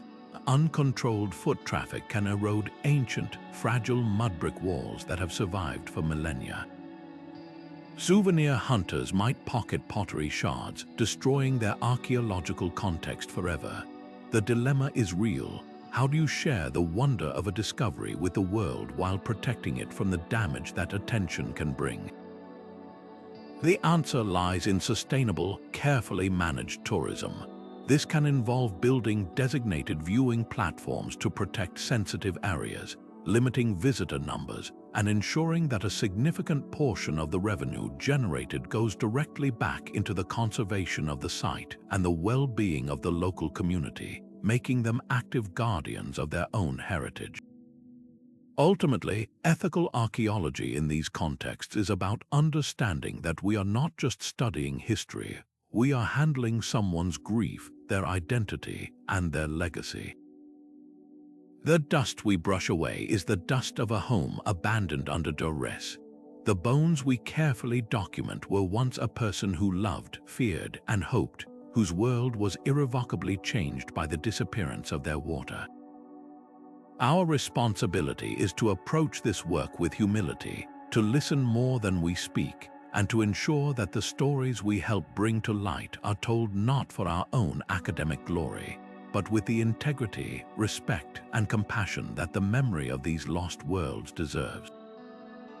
It is a powerful reminder that the pursuit of knowledge is empty without the guiding light of moral clarity. Water, in its most primal essence, is far more than just a physical substance we need to survive.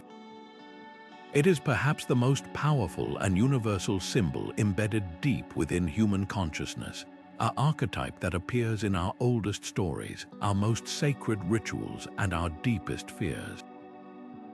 Across every continent and every culture, water consistently represents three profound ideas: the origin of life, the possibility of purification, and the terrifying potential for transformation. It is the ultimate paradox, both creator and destroyer, a giver of life that can also take everything away in an instant. This deep symbolic resonance is why the physical disappearance of a sea or a lake is never just an environmental or economic tragedy. It strikes a chord in the human psyche that is ancient, profound, and deeply unsettling. Consider the role of water as the source of life itself. This isn't just a scientific fact, it's a truth that civilizations have understood mythologically for millennia. The Babylonian creation epic, the Enuma Elish, describes the world being formed from the mingling of the primordial freshwater god Apsu and the saltwater goddess Tiamat. In ancient Egyptian mythology, the world emerged from the endless, dark waters of Nun.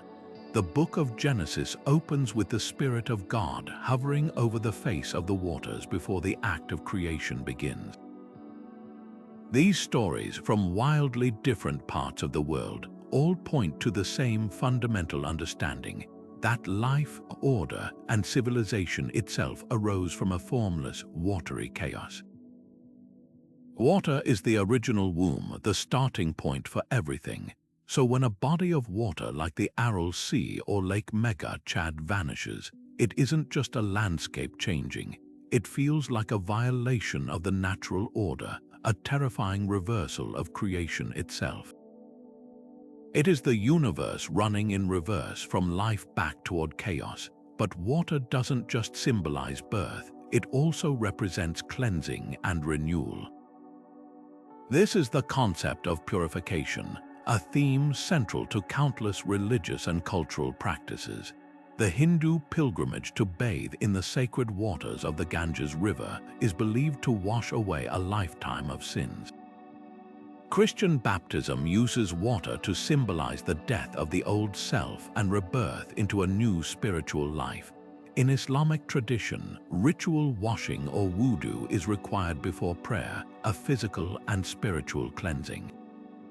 Water in these contexts has the power to reset the soul, to wipe the slate clean and offer a fresh start.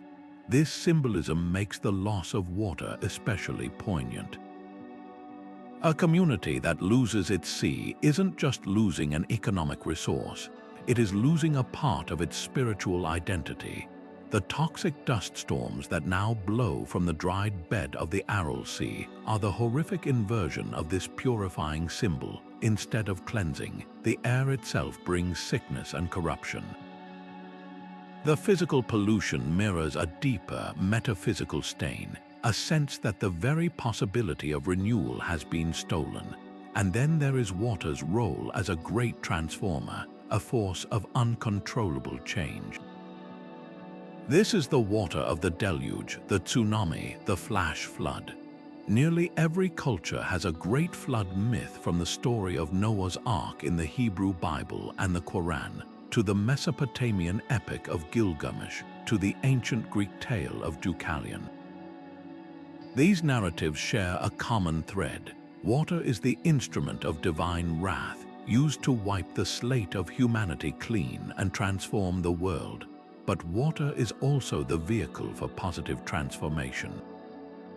The journey across water, whether it's the Nile River carrying the dead to the afterlife or the treacherous sea voyage of Homer's Odysseus, is a classic metaphor for a journey of trial and self-discovery. The hero crosses the water and is fundamentally changed by the experience. The disappearance of a sea, therefore, is a transformation that feels meaningless and empty. It is not a purposeful flood sent to punish and renew, nor is it a challenging voyage that leads to growth. It is a slow, quiet, barren transformation into nothingness, a change that offers no wisdom and promises no rebirth, only loss. This rich symbolic tapestry helps explain why the fate of these lost water civilizations haunts us so deeply. Their stories tap into universal, primal fears that go far beyond simple thirst. They trigger our fear of scarcity, not just of water, but of abundance, of life's generosity itself. They activate our deep-seated anxiety about change, especially change that is beyond our control and that seems to lead only to deprivation. A desert is not just a dry place. In literature and dreams, it is a landscape of spiritual desolation, of temptation and existential crisis. The fact that many of today's deserts were once watery paradises makes that symbolism all the more powerful. It is a chilling reminder of the fragility of our own world, a physical manifestation of the fear that everything we have built, our cultures, our communities, our very ways of life, could one day just dry up and blow away in the wind, leaving behind nothing but stories and sand. Now that we've journeyed through these lost worlds together, you might be feeling that same pull of curiosity that drives the archaeologists and researchers we've talked about, that desire to see these places for yourself and to become part of the story. The incredible thing is, with the technology available to all of us today, you absolutely can. You don't need a plane ticket or a trowel to start exploring. Some of the most powerful tools are right at your fingertips. Let's talk about how you can dive deeper from wherever you are in the world. One of the most immediate and breathtaking ways to explore is by using satellite imagery tools that are free and accessible to everyone. Fire up Google Earth on your computer or tablet and take a virtual flight over some of the regions we've discussed. Type Aral Sea into the search bar and zoom out. You'll be able to see the shocking, stark outline of its former glory, the ghostly, light-colored seabed where the water once was, with the tiny, shrunken remnants of the northern and southern sections clinging to life. Use the historical imagery slider to watch the sea literally disappear over the last few decades. It's a time lapse of environmental change that is more powerful than any graph or chart. Then journey to North Africa and look for the faint, concentric rings around Lake Chad, the ancient bathtub rings of Lake Megachad. You can trace the paths of wadis, the dry riverbeds that once fed these giant lakes, snaking through the Sahara. It's a perspective that was once available only to astronauts and military strategists, but now it allows you to be a detective of the past from your own living room. If you find yourself wanting to contribute to real, ongoing science, there's a whole world of citizen science projects that would love your help. Platforms like Zooniverse host projects where you can look at actual satellite images and help researchers identify and classify archaeological features that might be lost settlements or ancient irrigation channels. Your eyes could be the ones to spot something a computer algorithm missed. For tracking modern water changes, NASA Globe Observer program has an app that allows you to contribute local observations of water levels in lakes and rivers, adding to a global database that scientists use to monitor the health of our planet's freshwater. You're not just learning about history, you're actively helping to document its ongoing modern chapter. Many local universities and conservation groups also run programs monitoring watershed health, offering a chance to get your hands dirty and make a direct impact in your own community. For those who want to settle in with a good book or documentary, there are some phenomenal resources that bring this topic to life. A great place to start is with Stephen Mithen's book Thirst, Water and Power in the Ancient World, which provides a sweeping global tour of how water shaped civilization. For a more focused, gripping account of the Aral Sea disaster, read The Lost Sea by Nick Middleton. If you prefer documentaries, the BBC's Earth's Great Seasons has stunning episodes that touch on the seasonal pulses of water that create and destroy habitats, while the work of filmmakers like Jan Arthus Bertrand in Home offers breathtaking aerial perspectives on our changing planet. Websites like the Atlas of Desertification, maintained by the European Commission, provide interactive maps and up-to-date research on the processes we've discussed, making complex data accessible and engaging. But the most valuable resource might just be each other. This isn't just a topic for history books, it's a living, breathing issue that touches communities everywhere. I would love to hear your stories in the comments below. Have you visited a place that has a lost sea or a vanished river in its past? Maybe your own hometown has a local legend about a drowned village in a reservoir or an old trade route that was abandoned when the water source dried up. Perhaps you've witnessed a change in your own lifetime, a lake you used to visit as a child that's now significantly smaller, or a spring that your grandparents talked about that no longer flows. Sharing these personal connections helps build a global tapestry of understanding, reminding us that the story of humanity and water is a single, interconnected narrative. Your experience adds a vital piece to the puzzle, so let's keep the conversation flowing. As we reach the end of our journey across these dried-up seabeds and vanished shores, a single, powerful truth emerges from the dust. The story of human civilization is, at its very heart, a story about water. From the very first settlements on the banks of the Tigris and Euphrates to the bustling ports of the Aral Sea, our greatest achievements have always blossomed where water is abundant and reliable. We have built our empires, our cultures, and our identities on the shores of lakes and the banks of rivers, weaving the presence of water into the very fabric of who we are. But as we have seen, this relationship is a delicate and often precarious dance. The same waters that give life can also take it away, and the forces that cause these precious resources to vanish are a complex interplay between the immense, slow-moving rhythms of our planet and the deliberate, often short-sighted, choices of humanity.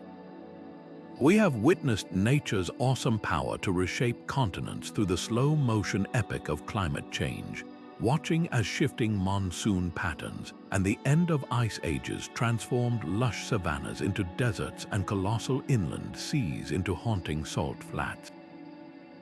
The story of Lake Megachad is a profound testament to this natural force, a reminder that the Earth's climate has never been static and that our environment is a dynamic, ever-changing stage upon which human history unfolds.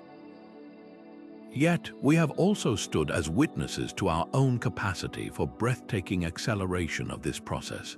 The tragedy of the Aral Sea stands as the definitive modern example, a chilling lesson in how human ambition, when divorced from a long-term understanding of ecological systems, can accomplish in mere decades what nature might take millennia to do.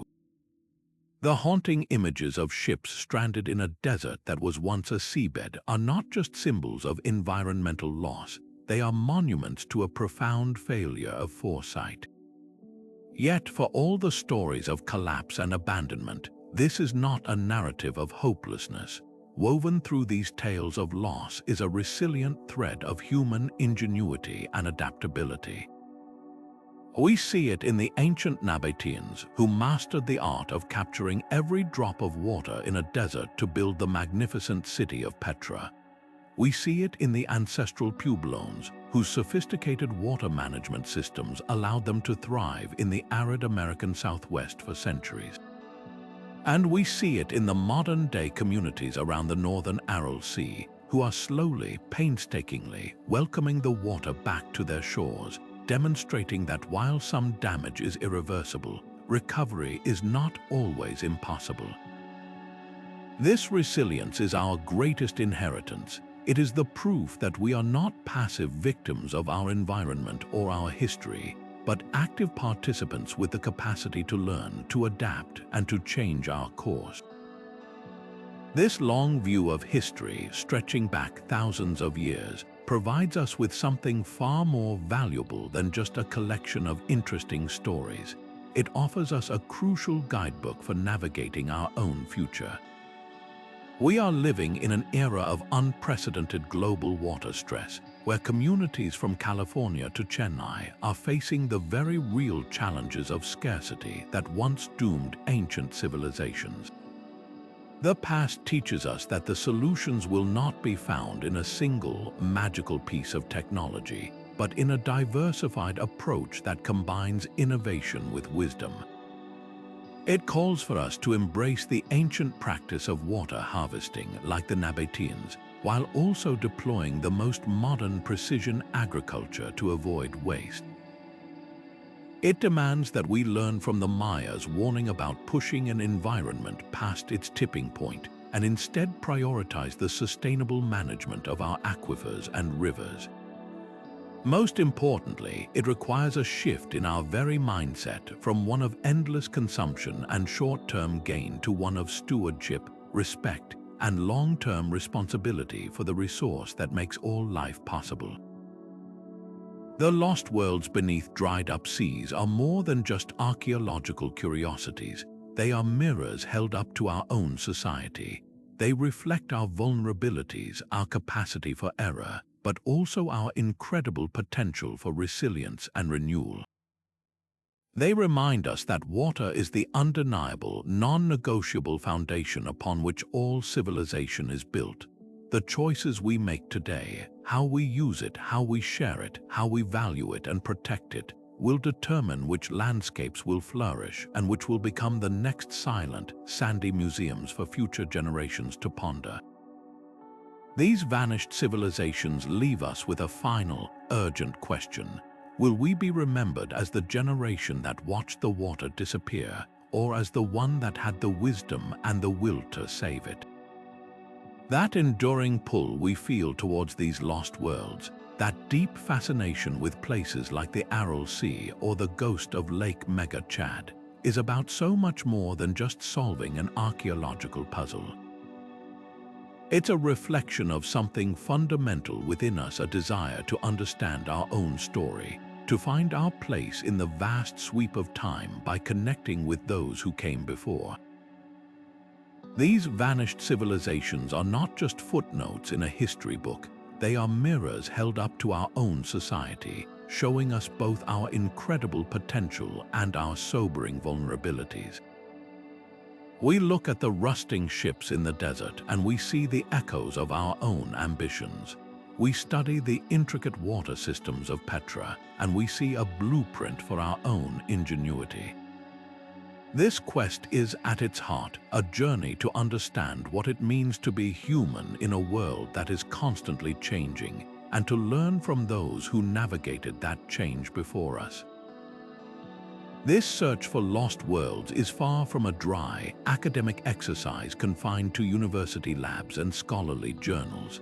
It is a profoundly personal and urgent exploration of our relationship with the most vital element on our planet, water. The stories of these dried-up seas are a stark and powerful warning, a testament to the delicate balance between human civilization and the natural resources that sustain it. They show us with brutal clarity that a society's greatness is no guarantee of its permanence, and that the choices we make about how we manage our water will ultimately determine our own legacy. By piecing together the past, we are not just uncovering ancient history, we are assembling a guidebook for our own future, learning how to build a world that is not only technologically advanced, but also sustainable, resilient, and deeply respectful of the water that gives us life.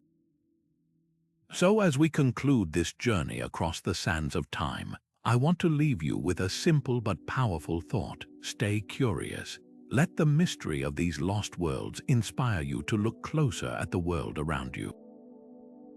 That river you drive over every day, that lake you visit in the summer, That gentle rain that falls on your roof, every single drop of water holds within it a story. It holds the memory of lives lived, of cultures that rose and fell, of lessons learned, sometimes too late. Your curiosity is the first step toward becoming a steward of that story. Support the conservation efforts in your own community, whether it's a local river cleanup crew or an international organization working to protect our global water supply. Your voice and your actions matter in the crucial effort to ensure that no more worlds are lost to the sands of time. Thank you so much for joining me on this incredible exploration into the silence of the desert and the echoes of the seas that once were. If these mysteries of history captivate you as much as they do me, I invite you to subscribe and hit that notification bell. There are so many more lost worlds to discover, and I can't wait to continue unraveling their secrets with you. Until next time, keep wondering, keep exploring, and never forget that the past is always speaking. We just have to learn